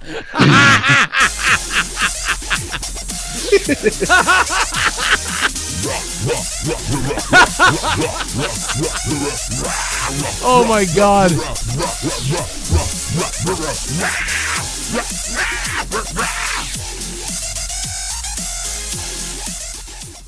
Eric Gonzalez. I got a question. I don't see this tag team between Asuka and Kairi lasting too long. So what do you think they will do with Kairi once they break them up? I don't see the last time maybe more than a year together. I see them staying together for a while and then doing nothing, basically, at this point. Yeah, just being non-existent. Yeah, I hope pretty they much use like that. the Iconics at this point. I hope they use that list of the tag team names we got from the last time. Yeah. Yeah, I really did. Some of those are great. I really enjoyed Chat. Super chat. You talk about Biggie three-way comment on Bray's Twitter. Oh yeah, yeah. Biggie's been fucking weird on Twitter, and Yeah. it's been funny as shit. He's been selling feet pics, and well, that's because I actually got this off my list. I wasn't going to bring it up. He's attacking everybody on Twitter. Only if they're white, though. Do you think AEW working with other promotions or rather letting their talent work other places will hurt them in the long run? So, DMOON, thank you for that. I know we got to clear up that Big E thing first, but real quick, let me speak on this. I heard, like, Don and Tony and a couple other people say stuff like, oh, they're working. No, their show doesn't start until October. So they're allowing talent to work everywhere right now because their show doesn't start until October. So, yeah. And even in October, they only have a Monday or whatever day it is a week show. So they're only working once a week and then pay-per-view, probably, when the show starts. So some talent, and Tony Khan said this about Dean Ambrose. He said, yeah, right now Dean is kind of free to do whatever, and, once we start, he will still be able to make other appearances, approved appearances, and, some things, pretty much you'll just be allowed to kind of do things. He won't do a whole bunch of other stuff. He'll be, mainly focused with us, but he will be allowed to have other appearances. Yeah, they'll be used as a booking agent, basically. Right. So, like, that everyone that's saying, and thank you, DMOON, everyone that's like, oh, no, like, they're letting him work everywhere. Like, no, they're going to be, 70, 80% with AEW, but they're going to allow them certain bookings. Which that's not a big deal at all. Ring of Honor has been doing that. It's not a a lot of places have done that, time and time again. We even said that before with WWE, letting wrestlers go to Progress and things like that. So yeah. So on Twitter, Bray Wyatt starts. He sends out a tweet that says, "I forgive you guys," talking to every member of the New Day, "for attempting to vandalize my home and making fun of me and my brothers." So that's from when they had the fight at the Wyatt compound. And Big E chimes in and says, "Let Luke Harper shine, and we'll call it even." So Bray says, "Be careful what you ask for. I'll see you around, amigo. Keep up the fantastic work." So Big E replies saying, "Bless you, friend. P.S. I'd like to see a sex scandal involving the witch and the buzzard next episode." So Bray responds and says, "Yikes. Are you saying you want to have a slumber party at the fun house? Say no more. Let's do it." So oh man, I saw that. I was dying. That's funny shit. You gotta love Bray, being a whole different character on Twitter too. And like you said, Big E's been crazy, but Big E should call him a racist too. Like again, but Bray just lays it on so thick. He's like, "I could be a real jerk sometimes. I'm sorry. Can you forgive me?" Also, Kofi is a great champ. Oh God, I love everything about this lately. I enjoyed the paper plate face mask that he had from this week's Funhouse. They're doing great work with that. I really think they're hitting that out of the park. And by the way, I hope they don't ruin it. I'm so worried still. I feel like they're gonna turn it into a set. Like it's gonna be like a Piper's Pit. Oh, really? That would be cool. Not every time, but like no, but to have it, to make it look like they're still at the Funhouse, but bring it backstage. Imagine, no, I'm talking like live on a crowd, like right there. Oh, right there, like bring it out and something like the barbershop. Imagine that, like Bray comes out and it's like, "Hello, everybody, it was welcome, children." You just hear a guy go, "Fuck you, I missed you too." One thing I wanted to bring up to both of you that I thought was really cool is JR had no idea that Moxley was going to be there. He said, the lucky part for me is it reminded me of Mick Foley getting thrown off the cell. I didn't know that was going to happen. Same thing that happened to me in Vegas. I didn't know Moxley was coming out there. He was so full of passion and raw magnetism. I felt it in my bone marrow. It was a stone cold moment. Wait a He said, minute. I knew we were negotiating with Moxley. I asked about 2 weeks ago what happened, and I was told it was going well. But when it came time for the show, his name wasn't on my sheet. It left my mind because I had other things to prepare for. That is interesting. I did not know that. So that is really cool that they wanted a genuine reaction from. Yeah, because they showed that behind the scenes stuff on Being Elite, so a lot of other people knew, eventually that he was there. But I guess that was all like as the show started, he had shown up. Many people probably saw this on the Being Elite channel. It's got 500,000 views only. I thought it had more than that. Yeah, there he is waiting to come out and whoop some ass. This is not a company for the fans. This is a company for me. A little bit of broken kayfabe, but... To prove to you the name value of Chris Jericho, let's see what happened. We got a company, we got a fancy logo, we got a giant television deal, we sold 12,000 tickets in 4 minutes. I love how he's pointing to you.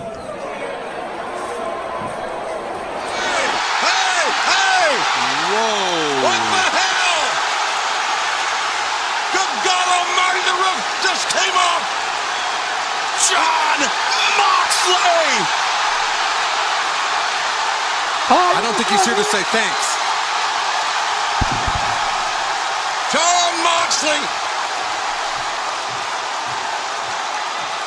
It's almost as if, right there, Jim Ross didn't know that he was going to be there because he was like, whoa. Like, he really called it. And he knew, JR's smart. He knows what's going on now. But, the other guy, whatever, Excalibur, had to come in and be like, Jon Moxley, like, to make sure they said it. Almost. Yeah, he says the right name. And Dean Ambrose is walking. Thank God he didn't say it like the pile driver. Imagine if he had been like, Jon Moxley! Would have shot I was waiting myself. for him to chime in and be like, stuff is going down. Oh, the other guy? Yeah. Alex there. Something's going to happen. Look at all this ruckus. Whoa. Good God Almighty, the roof just came off! I love JR, though, dude. That JR's a beast, though. Good God Almighty, the roof just came off! Like, would you look at that? Whoa. Whoa. Pile driver! Wow. You have JR between an upper and a downer. Oh my God, that fucking guy's commentary, fucking pile driver. I wish I could find. I wish I had the clip. He just laid him out.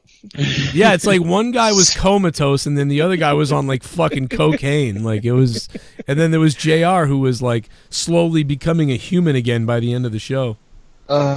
Too funny. I wish I could fucking find the.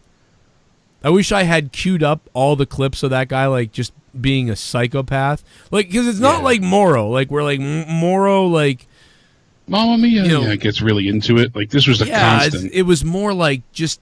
Oh my Christ! There was no crescendo. It wasn't like he built up to oh my God, oh my God, oh my God. Like, no, he called it like constant. He called it like a metal singer. You know what I'm saying? Like instead of like Moro or like me, I would yell similar to how Moro yells a little bit. And I always did that. I didn't even know who Moro was 5 years ago, or 6 years ago. But like he screamed it like pile driver. Yeah, it was like I'm saying when you yell, at least there's a build up to it. It has a sweet spot. Like you're not yelling the entire time. You start off calm and then you swell with the action. So he was a metal singer, man. But again, I'm on the BR app. Nothing. No, I said you swell, and I figured you would jump all over. Oh, I do. Yeah, when you open your legs, I swell. Damn right, baby. God damn it, this BR Live fucking app and website. Fucking goddamn you. Garbage. Bleacher Report. Hot garbage. The one thing, the positive thing I'll say about it, though, is it really never had a problem streaming. You know, on just connecting on the phone. Yeah, it was like fine with streaming. It was great. Okay, here it is. I found the show. But oh wait, I can't watch it. Oh, I gotta log in. Jesus Christ. While you're logging in, another little tidbit from this week that I really enjoyed is that obviously Saturday NXT TakeOver 25 in Connecticut. Well, when they had to change everything around, they almost did it from Saudi. Really? Yeah, Mike Johnson from PW Insider was talking about it, as well as a few others. They said, I heard an interesting rumor this week that there was talk that TakeOver was going to take place in Saudi Arabia the night before the Super Showdown. NXT dodged a bullet by that not taking place, because I think it would have put a heel dimension to the brand, which has always been a babyface brand to the WWE audience. If that was the case, they really dodged a bullet in this one. Could you imagine? You know, this is, somebody said perhaps the rumored Sands of Time name we reported on could have been the tentative name for TakeOver Sands of Time event in Saudi Arabia, because that was the tentative name at one point in time before it was considered 25. That would have been horrendous. Fucked up, dude.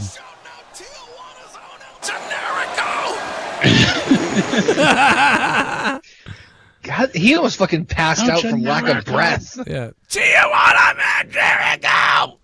And he just passes out. See, he's calling stuff like he's literally in a metal band. Yeah, no wonder after this match. Necks are one of the worst things in the world to injure. There's no doubt about that. Matt picking him up, shouts to Big Kev, package pile driver, Escalera. Oh, God. Walking the ropes to the near fall. Action is everywhere. Matt Jackson is disconsolate. You can't believe it. I feel the same way as Matt. What's it going to take to win this match? Oh my God! You just said you have three completely different people. Like it's so weird. It's like fucking JR is trying to be like, my God, off the top rope, but while he's doing that, the pin's happening after that happened. So then the other guy's like cuts off JR's call of it to be like 2, 3, and then JR comes back in almost a fall, and then the other guy goes, wow, so I feel talking, like Joe, I just got to cut you off and be like, to win, you need a 3 count from the referee who's wearing a black and white striped shirt. Let's fuck it. Let's just get John Madden to do commentary on this shit. That's what the guy was like. It was so weird, man. It was so weird. If the referee gets a 3 count on the guy on top of another guy, that's probably gonna be a victory. You know, it would have been better if they just had one guy with JR. Like, it really would have been better, because then they could have really had it would have been more of just those two, like a guy like Matt Striker, like you said, because they've already worked well together, and Matt Striker knows everything, so Matt can sit back, let JR call the way JR is going to call, and then if JR clearly he doesn't move, JR doesn't know, you know, Matt Striker can be like, oh man, that was a unbelievable, you know, springboard Asahi, like inverted fucking spine buster off the top rope, JR. I rarely see that. Well, good God, you know, I've never seen it, honestly. And, you know, like, and they could call back and forth, and, you know, Matt Striker can say, well, JR, a lot of people haven't heard of these Japanese women. Fukinyashi, like, Tagiru is, like, from the... And, like, he would give this all background that JR don't know, and nobody else knows. And then he would sit back and let JR call again. He was doing a great job with JR. He would have done well with JR. Or, you know, even having, like, a heel announcer with JR, and maybe that third guy as well in the background. That would work. But what you had there was a guy who wants to call the speed of the night, JR who wants to call it the way JR calls it, and then a third guy who would just say fucking retarded shit every once in a while. So, like, it was just hilarious, the fucking calling of the... I was distracted sometimes by how funny the commentary got at some points, and I wish I had stuff queued up. I don't, but let's listen and see if we hear another gem. Followed up by the stomp. Near the top of the stage. He's about a mile away. Yeah. Seemingly. That leaves adding to their repertoire. Doing a lot of moves that I have the advantage. A stinging chop right across the chest region. Tag made. Older brother Pentagon Jr. at 34 gets a tag in from his 28-year-old brother, Ray Phoenix.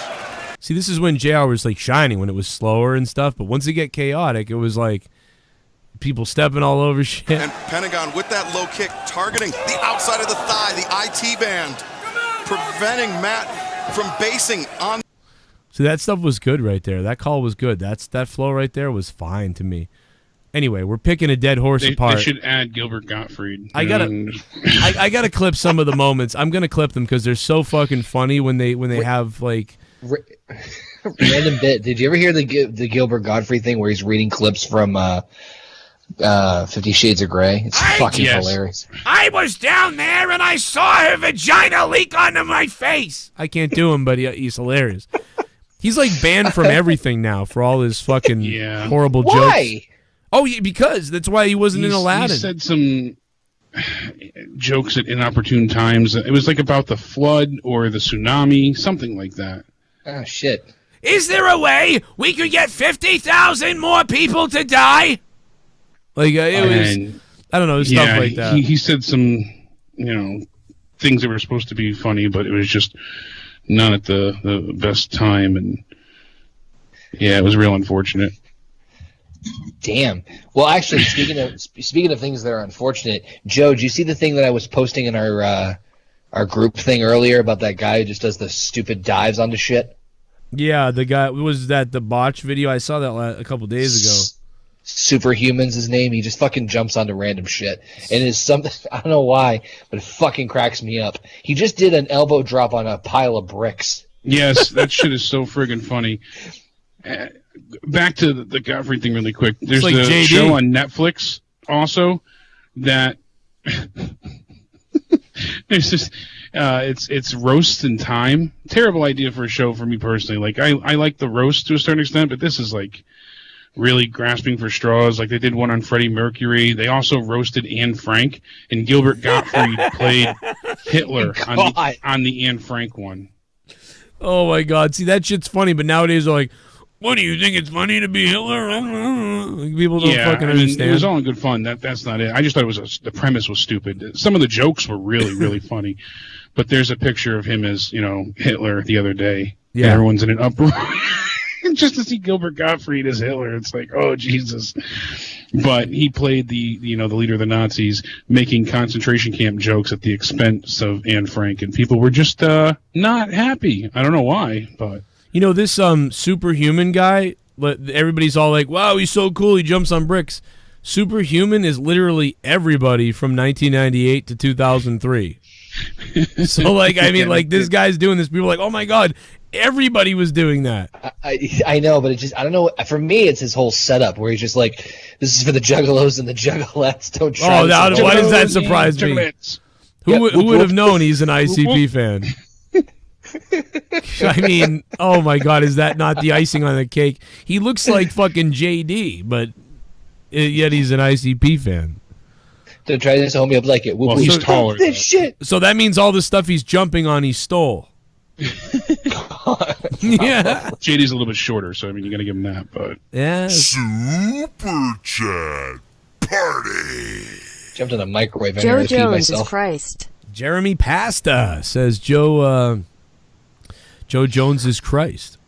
Damn, still chiming in. Daniel Bryan said he wants to wrestle till he dies. He said he wants to do this for the rest of his life and go out wrestling. So might die soon if you keep eating that fucking wood chips. Might happen. He also said, there was this big hullabaloo about the women main eventing WrestleMania. How come no one is talking about tag teams main eventing WrestleMania? He said the matches between the New Day, the Usos, the Bar, Revival, they're all fantastic.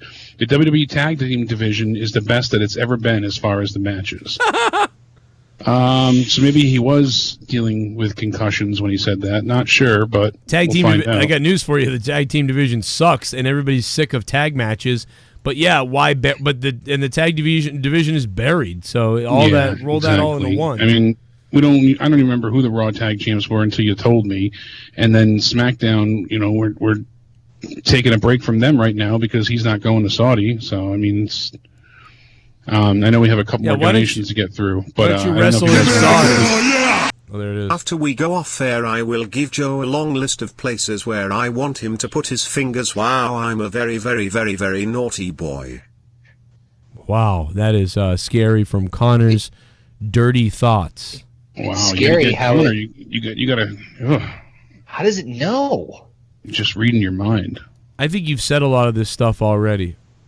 You know, maybe he read out your loud. journal that you posted. Your blog spot. Yeah, I mean, there was that time. Super Chat Party. I am your god. Eat my poon, BH. Thank you, Joe Jones. Wasn't it funny that we just saw, like a few years ago at Cold Fury, we saw Cody Rhodes there, and then we saw, what's his face? God damn it, he fucking trained me in wrestling, and I can't remember his name. Chris Hansen, the guy from the Vikings. Warbeard Hansen. Warbeard, yeah. So we saw Warbeard Hansen, or whatever he's called now, fucking whatever the hell it is, Ivar, whatever. We saw him, and we saw fucking Cody Rhodes, and just all the stuff that they've done since then. And that's why, man, you got to go to your local wrestling promotion shows and look up independents. It's just a lot of fun to see the guys for cheap, right in front of you.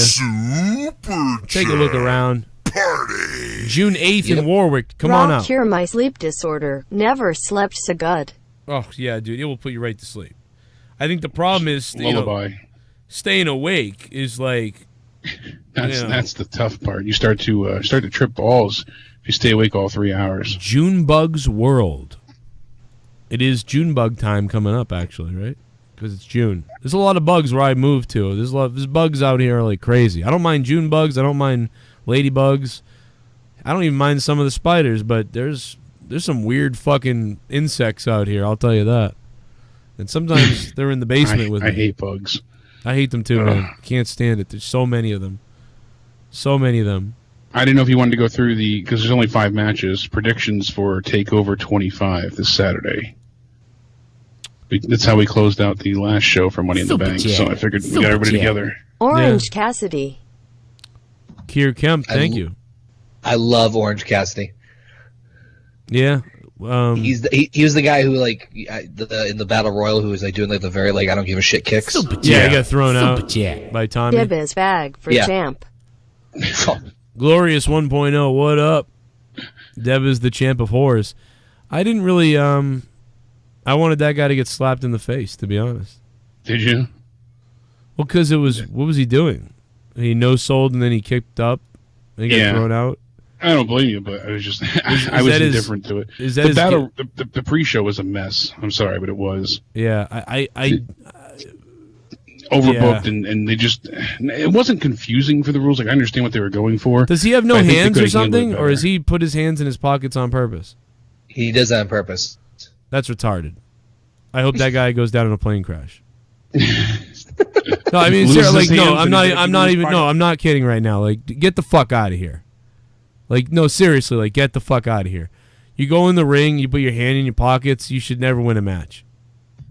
I'm sure he doesn't, but like this is fucking orange soda. This shit, like, what is this? This is a joke. Like, this is a fucking joke.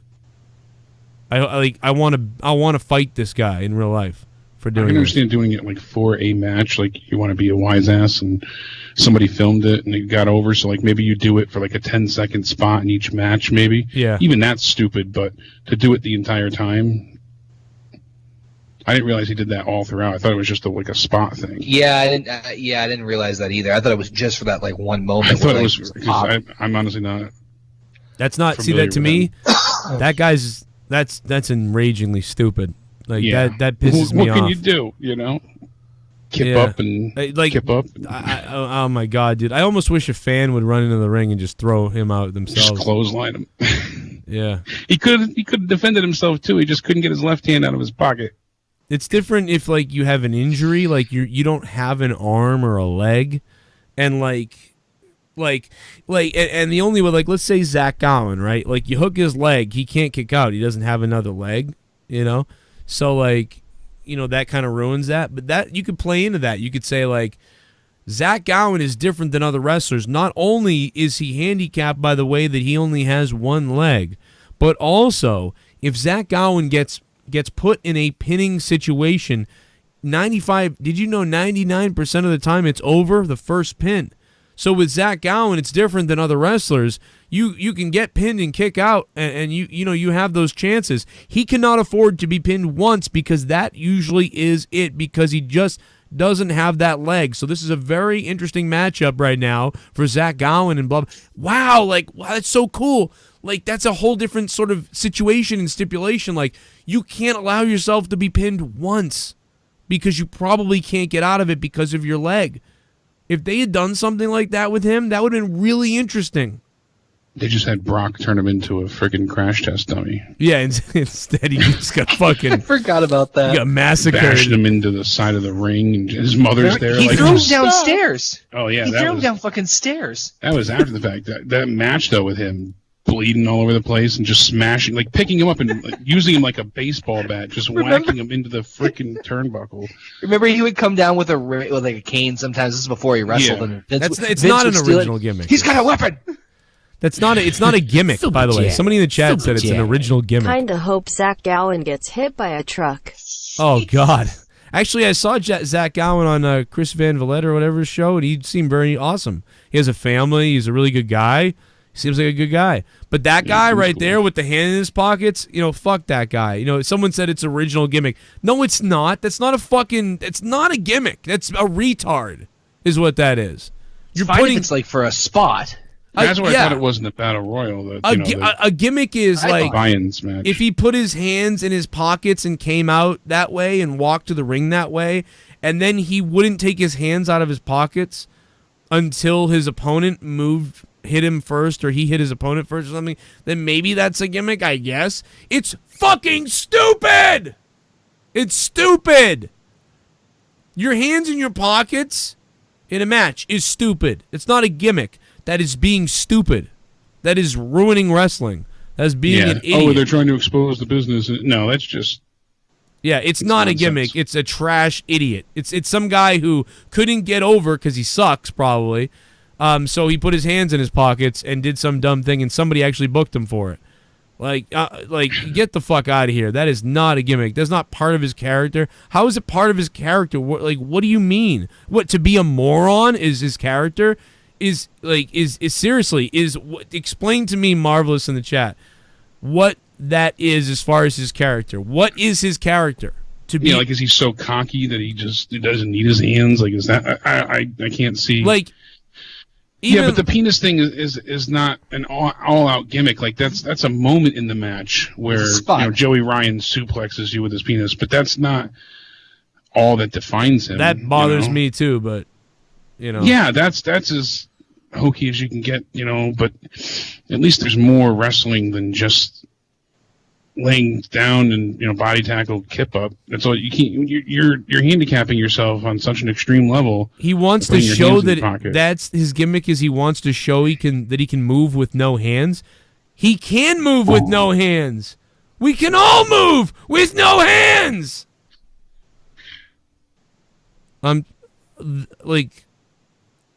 Let me see here. I'm trying to think. I can't believe he's a nihilist. I don't care. He's comedy, so now you're telling me his gimmick is comedy. No shit, it's comedy. It's fucking retarded comedy. Oh my God, man. People are so stupid. Are you kidding me? You guys, this is part of the reason wrestling's dead, just so you know. Yeah. Just so you know. A guy with his hand in his pockets gets in the ring. Oh my God, man, this is so dumb. I can't believe people like this. Oh my Christ, you're as bad as Vince McMahon if you think that that's good. If you think that that's okay, you're literally Vince McMahon. I mean, nobody, seriously, these same people that are like, it's great, it's genius. You're the same people that said Vince McMahon's crazy for the pooper scooper stuff. No, it's comedy. It's the gimmick. He's crazy. Pooper scooper, toilet bowl. Dean, you're going to get a big shot in your ass. Oh, my ass. God. Literally, the same people that shit on Vince are in the chat saying this guy's gimmick is great. It's not a gimmick. It's a horrible... Oh, my God. No, wrestling's dead. Wrestling's dead. Wrestling's dead. Well, it was fun, Jake. Let's wrap this up. I've lost my mind. 2019, wrestling has died. It's not funny. It's a fucking mockery of wrestling. You're fucking retarded. It's not funny. I can't even believe. I mean, Tommy Dreamer, I guess, doesn't care because whatever. But oh god, that was. I didn't realize he did that through the whole fucking match. Though it is. I mean, it is kind of funny, but for the battle royal. Right, because the crowd was into it. They were doing like the. It's also like how AEW booked it is kind of funny because like he's been doing this, and so now he's doing this in the Battle Royal, and Tommy Dreamer just says, first he no-sells a punch by Tommy Dreamer, and then he kicks right up, and then Tommy just says, "Oh, okay, you got no hands. I'll throw you over the top rope." So that was funny, like as a punchline to his.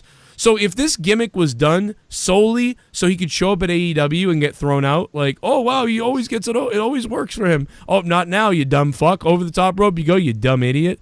Like, that's okay with me in a way, so I could see why they booked him in a way. Like, hey, we can give him a moment here, but, like, you know, he'll get eliminated because this is stupid. You know what I mean? Yeah.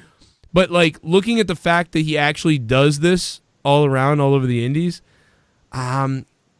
I mean, I'm trying to back the truck up a little bit. I'm trying to see, like, if he loses all the time because he's an idiot, like, I guess that's kind of funny. Like, it is. But, like, at the same time, it's not. Like, in someone, like, I don't know, man. Wrestling is fucked. I don't know. We're fucked. Watch the numbers die. It's weird because I'm watching a match of him actually using his hands. Oh, really? That's weird, yeah. Why does he do it sometimes? I don't know. Like, he did it for the beginning of the match, the whole like, hands in his pocket thing, and then like he eventually he used what he did was he kept having it in his hand and in his pockets, and then like he went for like a sneaky like heel quick roll up, and he used his arms obviously. You know what's worse? Well, you know what? That means he just can't stick to anything. Then you know what's worse is this non-committal. He's local because he did stuff at Beyond Wrestling. That's what I'm actually watching, is him versus Kylie Ray. Yeah, so he did stuff at Beyond Wrestling, which is...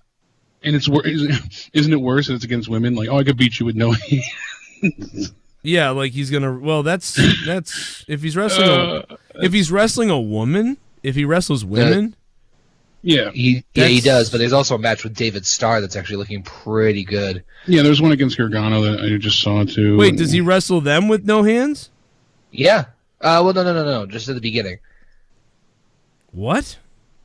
So he does the hands in his pocket for the beginning, and then eventually he just does a regular match. Why would he start that way and then stop? I guess it's just to show he doesn't give a shit in the beginning. Yeah, that's what. Then he realizes he needs to use his hands in order to. It's stupid regardless. I had friends that I went to school with. And I want to say it's like Chris Tosovich's friends, my former co-host. Your friends. All right, yeah, you're lying. You had friends. A lot of Chris's friends in that group of younger kids, a couple years younger than me in high school, they were all into that type of stuff, like the weird, like gimmicky things. Like, remember when the guys in CZW were put under the spell by the snake guys and they were dancing around the ring? Like, yeah, they loved that stuff. And by the way, I did laugh at that shit. That shit was pretty funny. But because that was probably the most well done, like, dumbass thing I've ever seen. But they loved that shit. And the idea that someone had a gimmick that, like, every once in a while, like Mortal Kombat powers and stuff. Super Jet. But I was always like, wrestling is dead. We have COK suplexes. Yeah, we have cock suplexes.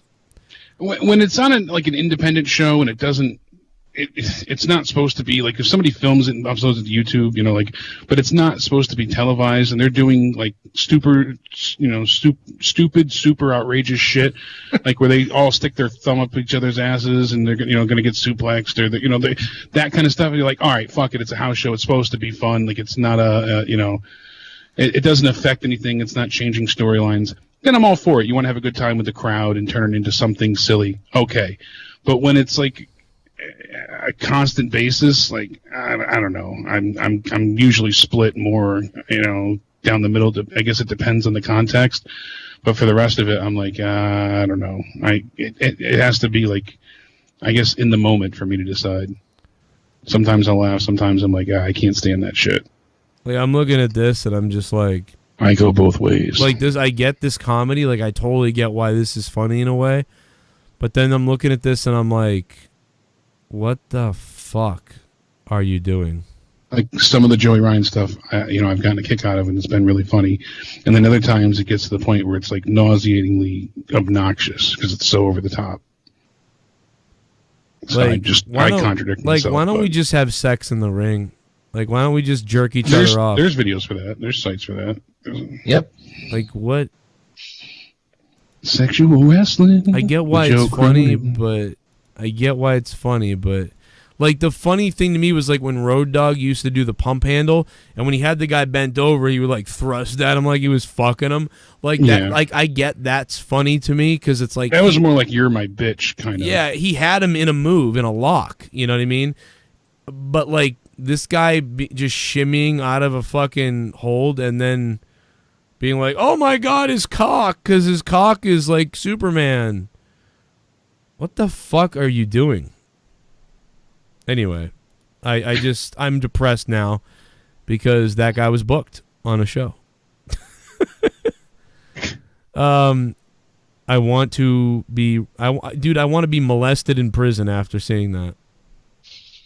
Like, I'm sorry. Like anything, all of these people that hate Vince McMahon and crap on Vince, and they're applauding that, should shoot yourself in the face. Like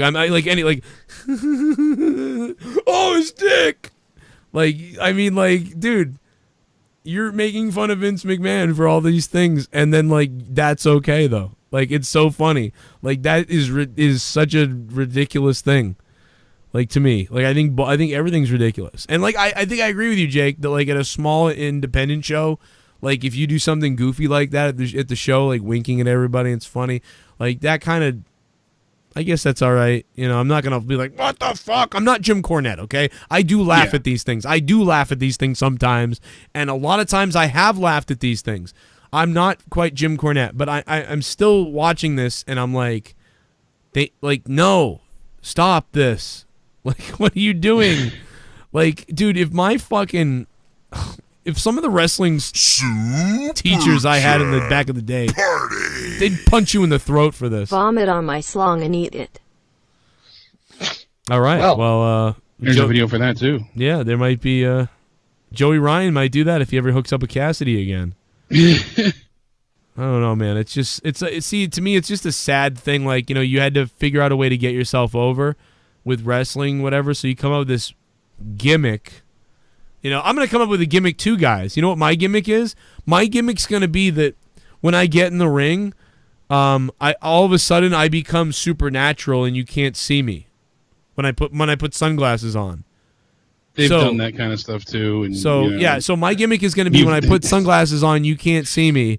So I'm going to put sunglasses on, the guy can't see me, and then for like 5 minutes he's trying to hear the ring moving, trying to find me, and then he eventually finds me, and he shakes me, and the glasses come off, and he goes, oh! And then he beats me up, and then he wins. But that's my gimmick with sunglasses. What? There was? Yeah. See? Almost to a T of what you said. It's fucking retarded. I can't get over. I can't find a way. Glasses, no, it was a sheep. I'm sorry. You're a pussy. You can't find a way to get over with the crowd or to create a character that's real or to tell a story in the ring that's actually a story. So you have to go to cheap, weird fucking shit. Like either your dick slams someone or you don't use your hands for some reason because you're, I guess, a fucking idiot. Or like you're an invisible ghost or... You know, if you get a power up in the ring, if you touch all four corners, you get a power up of an invisible ball of fire. So like during the match, you hit a corner, and then later on you hit another corner, and the crowd goes 2, and then you hit another corner. Eventually you go 3, and then the opponent's like, oh no, and you run over and you hit the corner on 4, and he goes no, and the crowd's like yeah, and you're like. Fireball! And then the crowd goes, fireball! And you go, and then the guy goes, oh! You're fucking retards. You have no fucking business being in wrestling. Kill yourself. Because that's no different. What I just said is no different than a guy who's going to wrestle with his hands in his pockets or a guy whose cock slams and throws people and is made of steel. And you can say that, like, well, what about The Undertaker? He's dead. Yeah, but he goes and wrestles. And he actually wrestles. And all the story is, like, way behind. It's behind him. the urn and what does he have powers? What is he? You know, we don't know, but he really goes out and wrestles. He doesn't throw a fake fireball. People in the matches, like at one point in time, maybe you had some of that stuff, but it wasn't really in the matches. So, I'm gonna go out and do that. I'm gonna go out and do that gimmick. I'm gonna go. See, I've seen some funny shit like that in person at house shows, where you get that fire paper that magicians use. Yeah. And they can they have like the wrist launchers and stuff. I've seen that at a local show. And it was a tag team, and they were supposed to be. It was a Halloween thing though, and they were supposed to be. What the hell is I can't think of it. Double Dragon.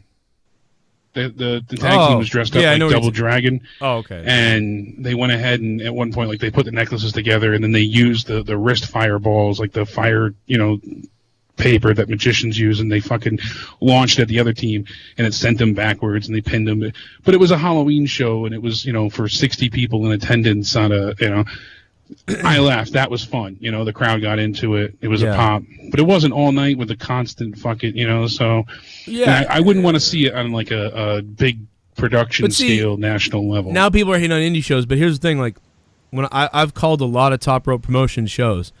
See, that's different to me too. Top Rope's more of a that's I've never seen that. That's got a continuing story. That's I'm talking about one-off shows where you just get people together to, like what do you call it? Like a lot of wrestling gyms and places that people train. They'll put on like Test of Strength does it. Well, they'll put on one-off shows and things like that. That to me is when you do those kind of things and you have fun and you get the guys get to show off what they're learning and that kind of stuff. But if you're doing it where you're continuing storylines week in and week out, not going to work.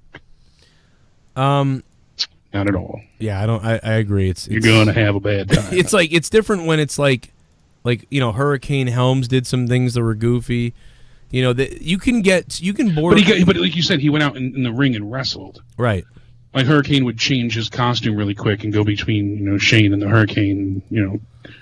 Yeah, like as long as there's like a little bit, you can be a little bit funny as long as it's like a little bit of there's realism there. There's still that wrestling thing, but when you're just like I'm gonna go out and wrestle with my hands in my pocket, like that's dumb. And then you're gonna slam people with your dick, yet you're gonna go all over social media and play like SJW guy, but you're gonna slam people with your dick in the ring or whatever. It's just like weird. I don't know. It's weird to me. I get it though. I mean, I don't mind it. Fuck, I'd probably lick his dick if I was in the ring with him. And be like, "Oh yeah, I dare you. Yeah, go ahead, hit me with it." And he'd be like, "Whoa, you saw my dick?" And now you have the super tongue. Yeah, your tongue. Yeah, now my tongue. And that's how I got the super tongue was from Joey Ryan's dick because I licked it. So I licked that, and like I got his essence. And so then I'm in the ring with someone, and they're really close to me, and I'm like, "Oh," and I go, and they go, "Oh God." And then I know we covered it, but what about when the girl pulled the tampon out in her match? That didn't bother me because I thought that was hilarious because it was obviously a work thing, and it wasn't real. It was all staged. It wasn't a real used tampon. She had it stored. It was Kool-Aid kind of shit, but it was supposed to be at this 18 or 21 and over. What was it, like a party or something, like the bachelor party, something like that, and that was the entertainment, and it was supposed to be shocking, and that was the intended, but it wasn't for the women's title at AEW. So yeah, because if you really are mad and you're like being a sick psycho, you take your tampon and throw it at someone.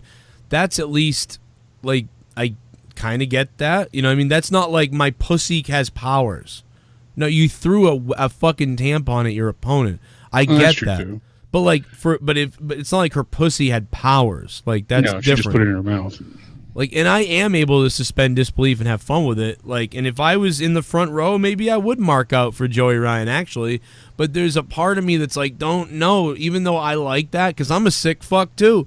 But, like, so, like, I'm kind of contradicting myself here, I guess. But, like, the fact is, I don't know, man. Like, I don't, it's like I like it, but I know I shouldn't. Type of thing. Like, yeah, I mean, there's no way not to contradict yourself with this. That's why I said I openly, I go both ways. But I really do. I fall on both sides of the fence. Just don't do a lot of it. But like when some guy's gimmick is that all over, it's like that's weird. But anyway, I think we're caught up on donations. Anything else really big that we might have missed here? No, unless I don't know if you want to do a separate video or if you wanted to go through the takeover predictions quickly. Fuck, let's save it for later. It's 2:25. Oh shit, it is. Holy Christ. Good show. Yeah, we went long. There was more stuff too. I'm gonna have to do another video tomorrow. I'm just happy I can upload on a YouTube. Dude, what was happening is that was weird. They gave me that fucking warning, and when I clicked on the button to like, hey, accept the warning, did you read it? Yeah, we have a warning. Okay, I clicked accept, and then it flashed, and then the screen was blank. I tried to refresh. I'm refreshing. Nothing's happening still. Then I click on my icon in the top right. It takes me back to, hey, here's your warning. Please acknowledge it. I click on it. Goes blank again. I sign out. I sign back in. It shows up. Please acknowledge this. I click on it. Goes blank again. I clear cache. I change browsers. Does it on every browser. I go upstairs to another computer. Does it on the computer. I go, what the fuck? I go into my phone. I can get onto my channel on my phone. But I can't stream live from all this shit on my phone. And I can't upload videos and tag the right way on my phone. So I'm like, well, I can get onto my phone, but I can't get onto my browser. That thing keeps coming up and repeating. I spend an hour speaking to someone on YouTube about this. I tell them everything at the beginning and multiple times, yet they keep repeating. Try resetting your cache and whatever.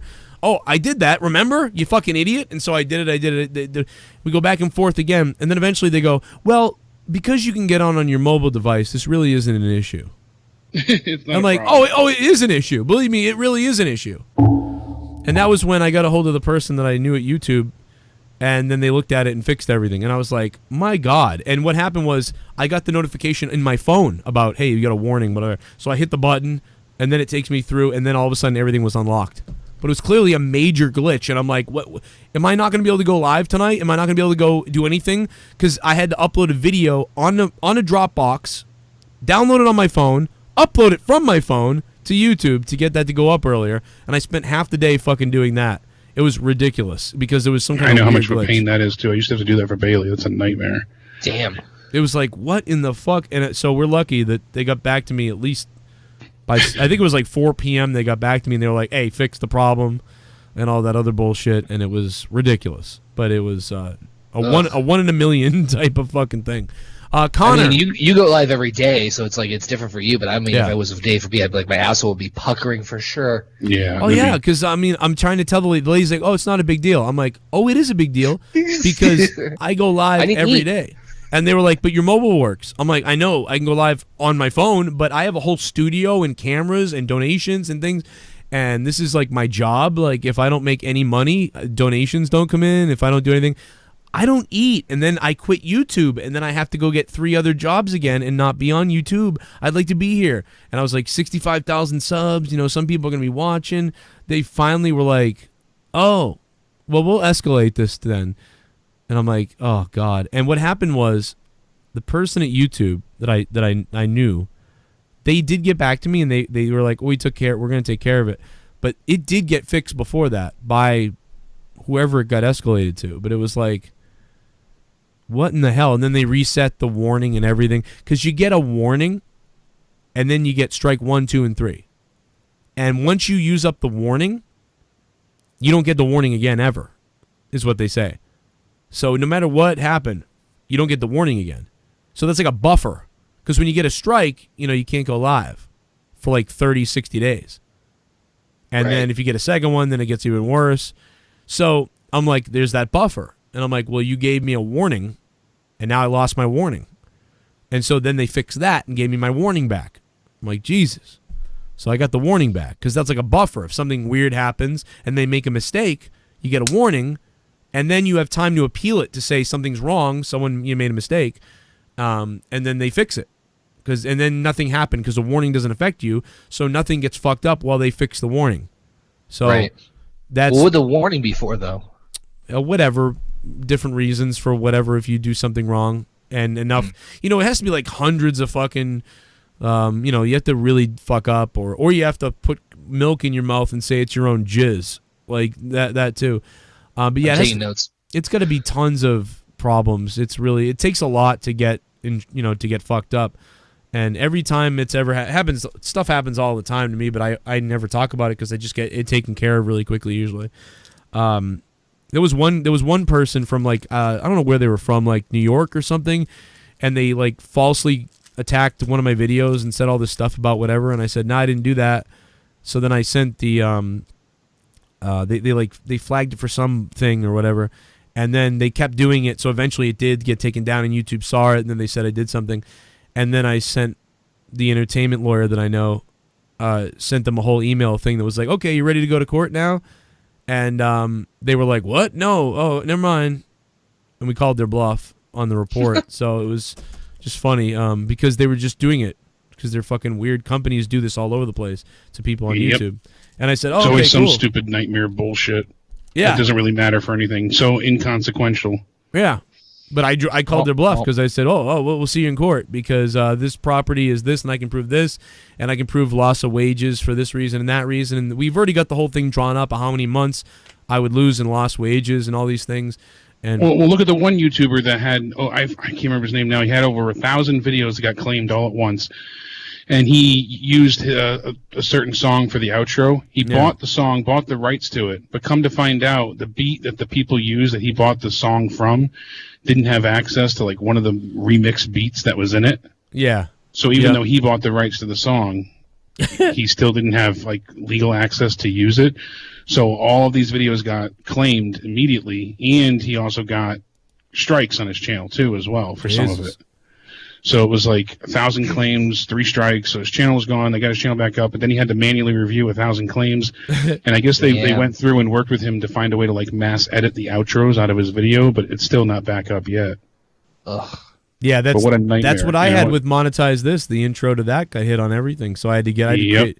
That's why people are like, why'd you make a new intro? I had to. You got to claim. I reformatted my OK Fape shit that I do on the weekends where I do like Raw, SmackDown, all that stuff, and I've been actually using WWE clips thinking, fuck it, let's see what happens. And surprisingly, I've only been getting content ID, so the videos aren't monetized, which sucks. I can still do donations like Joe, but it's more fun so I can use it more like a daily show kind of esque show so I can actually show the clips. I just don't get the video monetized, though. You got to be careful because now they're going after copyright claim bulk. Like if you end up with more than 50% of your videos are copyright claimed, they're taking away all your shit, like super chats and monetization.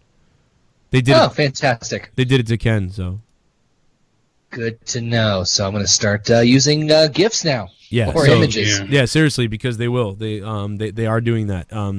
Unless you're like Loogie or something that has some kind of deal with whatever, and you blow. She's Joe covered. Villa. She literally posted, all of this stuff, and I fought it, and I tried to fight them, making claim that it was fair use, and I lost every single one. Because WWE doesn't care. I got pegged because during the charity stream for the intro to the video game playing, the Then Now Forever music. Yeah, I remember that shit. Yep. And I was like, are you kidding me? Wow. I couldn't stream. Can't believe they hit you for that. Yeah, that was all it was, literally. It was the intro to the video game. That's because I had learned, at that point to turn the music off for the entrances and stuff, so we turned entrances off, all that shit. And just the Then Now Forever fucking 22 seconds of, that little music that plays. That's what got picked up, and that's what they hit me for. And it came up as some WWE pay-per-view, too, from, 2000, whatever, when that came out. It was like, and I was like, it's the video game. I couldn't even skip it. Are you kidding me? I was so pissed, because I couldn't finish the charity stream at that point. What I don't get is, why is this, oh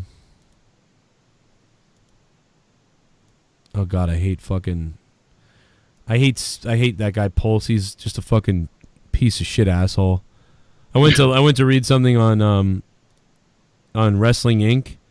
and his fucking video came up, and oh God, if you ever want to see a fucking spineless, fucking greasy, behind the scenes SJW nerdy pussy ass shithead who talks shit about people behind their backs and tries to strong arm people and thinks he's way better than people in real life. Like, I may talk a lot of shit. I don't think I'm better than almost anyone. This guy believes he's better than people like you wouldn't believe. He is a piece of shit. And you are a scumbag. Fucking shots fired on your greasy orange head, you fucking piece of shit. Oh my God. I just hate that guy. That guy, I don't hate anybody almost. But that dude is fucking seriously, JD. I have a lot more respect for JD. JD may be a fucking psycho in some ways, but at least he's himself. That guy is like the asshole coworker with a tie, who is like, Yeah, well, we should probably fire him, like, or whatever. Like, he's just, oh my God, man, I can't even explain it to you. Like, I would rather live in a fucking car with JD, Blitz, fucking Sean's View than fucking be around him at a fucking bar party. Like, I mean, it's really unbelievable. But anyway, I think that's it. We pretty much covered a lot of stuff. There's a lot more. Anything else I'll get to tomorrow probably. That's I'm looking at the news. I swear we missed something, but we didn't. I don't think so. Really well, at least we hit the majority of everything that was on my list. The last thing to mention real quick is just the fucking recaps on Raw and SmackDown, and like the recaps and the promos for Saudi. It was just like awful. It was very heavy-handed. Well, because they haven't built hardly anything towards the Saudi show, so now they're in crunch time to make this matter. That's why Undertaker will be there Monday. I'm trying to think who I mentioned this to, but I was saying, like, I kind of wish the Saudi shows were just non-canon. Well, we had said that together on the show beforehand. They kind of aren't. Yeah, like a good portion of like Triple H and Orton, they won't reference again. You know, same thing with Undertaker and Goldberg. Like half of it is and half of it isn't. Like the Rumble won't be canon. The big feuds won't be canon. But the smaller stuff that they have to continue week to week will matter. But think about it, Dolph Ziggler and Kofi, that's essentially non-canon because he's just filling in for Owens, and so most of that stuff just doesn't really matter. Yeah, I agree. Sadly. I mean, you think about what they've done to try and build up the ratings. This week, they didn't have any playoff competition with NBA. The Stanley Cup game had, I think over a 5 rating itself with NBC. They've had a shakeup. They've had the wild card added in. They've done, We're the Authority and the McMahons are back. They got the new 24/7 title. They did the full Between the Split. They brought Brock Lesnar back. They're going to have the Undertaker come back. They've had new champions, Becky 2-belt. None of it's mattered. I don't know how long, I don't think they realize how much they've ruined everyone's patience at this point. And the first hour of wrestling had no wrestling. Yeah, it was no really wrestling bad. For an entire hour of a wrestling show. Ricochet Cesaro was good, and that was it. That was out of a 3-hour show. There was 4 matches, and one of which was a super quick squash. And you're a wrestling show. Yeah. Oh, you know what I mentioned before too in the chat? I thought it was really funny that AEW, Double or Nothing, went off the air by Jon Moxley, aka Dean Ambrose, formerly giving an AA to Omega. Off the stage, like that was how you end the night. So it was funny. It was a Death Valley Driver. Come on. But no, but with that being said, how about the thing he landed on? Because the thing he landed on looked like it was like a real thing that broke. It didn't look like... It looked stiff. Yeah, it didn't look like, oh, look at those crash pads. Him and Omega are going to beat the shit out of each other. We'll see. We haven't... because Moxley, the shit that he used to do, it's going to be interesting. For the end of time. It's just burnt in my head now. He's been dying to do this. So I know he sounded at the end of the Jericho podcast, which if you haven't heard it, please listen to it. Yeah. It's so worth it. Everybody tweet Jericho. We haven't touched on yet. Everybody please tweet Jericho too. We want to get him on the show. Connor from OKFabe. Check out his YouTube channel, Connor's channel, youtube.com/OKFaber. And Connor, are you busy at all? Are you coming out on June 8th at all, or are you going to be locked in work? Sadly, I'll be locked in work, which sucks because I want to go with you because the Horsemen are going to be there, Bischoff's going to be there. More importantly, you're going to be there. Yeah, I think I'm going to have the biggest line at my table. Oh, yeah. No, I'm just kidding. Nobody will be. I'll be standing there by myself while everybody's like, oh. Fuck it, I'll get fired and go to the table. Fuck it! Who's that bald guy over there? No, but yeah, guys, Warwick, Rhode Island, June 8th. If you're in Massachusetts, New Hampshire, Connecticut, even New York, and certainly in Rhode Island, come on out to Warwick, Rhode Island for FanFest 7. So many wrestlers are going to be there. It is going to be a huge show. Let me try to get the poster up real quick before I get out of here because I got to promote this because I'm going to be there. And if you're there, come say hi, come hang out. We'll take pictures and act weird. I'm going to probably maybe have some things. I don't know yet if I'll have T-shirts in time. I'm hoping to have T-shirts. Some promotional stuff. I'll be doing a podcast, so we'll do a little interview thing, or maybe I'll ask you something and you'll put you on the show. There's a whole bunch of shit. that I plan on doing. So it's going to be really good. June 7th is the New England Hall of Fame. June 8th is the big show. And I've got the list of all the people that are going to be there for you, Joe. There's a lot of them that are going to be there. There's a ton. There's Handsome Jimmy Valiant. We got we got Arn Anderson, Tully Blanchard, James J. Gillen, Barry Windham, Paul Roma, Mike Duke of the Dumpster Drozy will be there. Let's see who else we got here. We got the Honky Tonk Man. We've got Greg the Hammer Valentine. We got Kelly, Eric Bischoff, Alicia Edwards, Tatanka, Perry Saturn, Demolition, Hardcore Holly, Bushwhacker Luke, Bill Apter, my good friend Bill Apter. I can't wait to rub him. Dirty Dutch Mantell, Jesse Neal, the Heartthrobs. Wow, there's a lot of people on this one. Holy crap. Tatanka's going to be there. Tatanka's going to be there. Jimmy Hart, you said? Yeah, there's a lot of them. I mean, those are just some of the names. So there's going to be a lot more wrestlers, but those are the big ones that are definitely going to be there. It's huge. Hey, Tony Atlas is there. We can ask him why, if Sasha Banks... Yeah, maybe Sasha Banks needs to do steroids or whatever. I'm going to bring a mop and I'm going to hit Perry Saturn in the back of the head with it when no one's looking.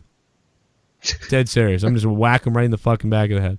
No, but yeah, I'm missing from this poster. I'm kind of pissed. Like, I should be on this poster. It's a damn shame. You should be right in the front. Yeah, I mean, I bet you I got more traffic than half these people. Oh, dude, Bob Holly being there? That's awesome. You don't get to see Bob Holly a lot up here. No, there's a lot of people there that you don't see to get to do. I mean, this is one of Arn Anderson's rare appearances, so definitely want to get in on that. Yep, this is going to be huge, man. He's coming off his no more WWE, and he said he did an interview at StarCast, and he said, he's going to kind of lay back for a while, and if something part-time comes along for AEW, he'd be maybe open to it. But it sounds like he's more relaxing, whereas Dean Malenko, right in went Dean Malenko. Jake DeMarco is the monetized this champion. He may be appearing one of these Friday nights. Championship isn't defended this week. It's next week. Next week. That's going to be big. There's the title on the back. With FanFest and everything going down. Yeah, right? That's going to be fucked up. I might be in a hotel room. Yeah, baby. Because I'm going to be in a hotel room. Maybe I might have to follow you to the hotel. I might not have a hotel room only because I'm only 25 minutes away.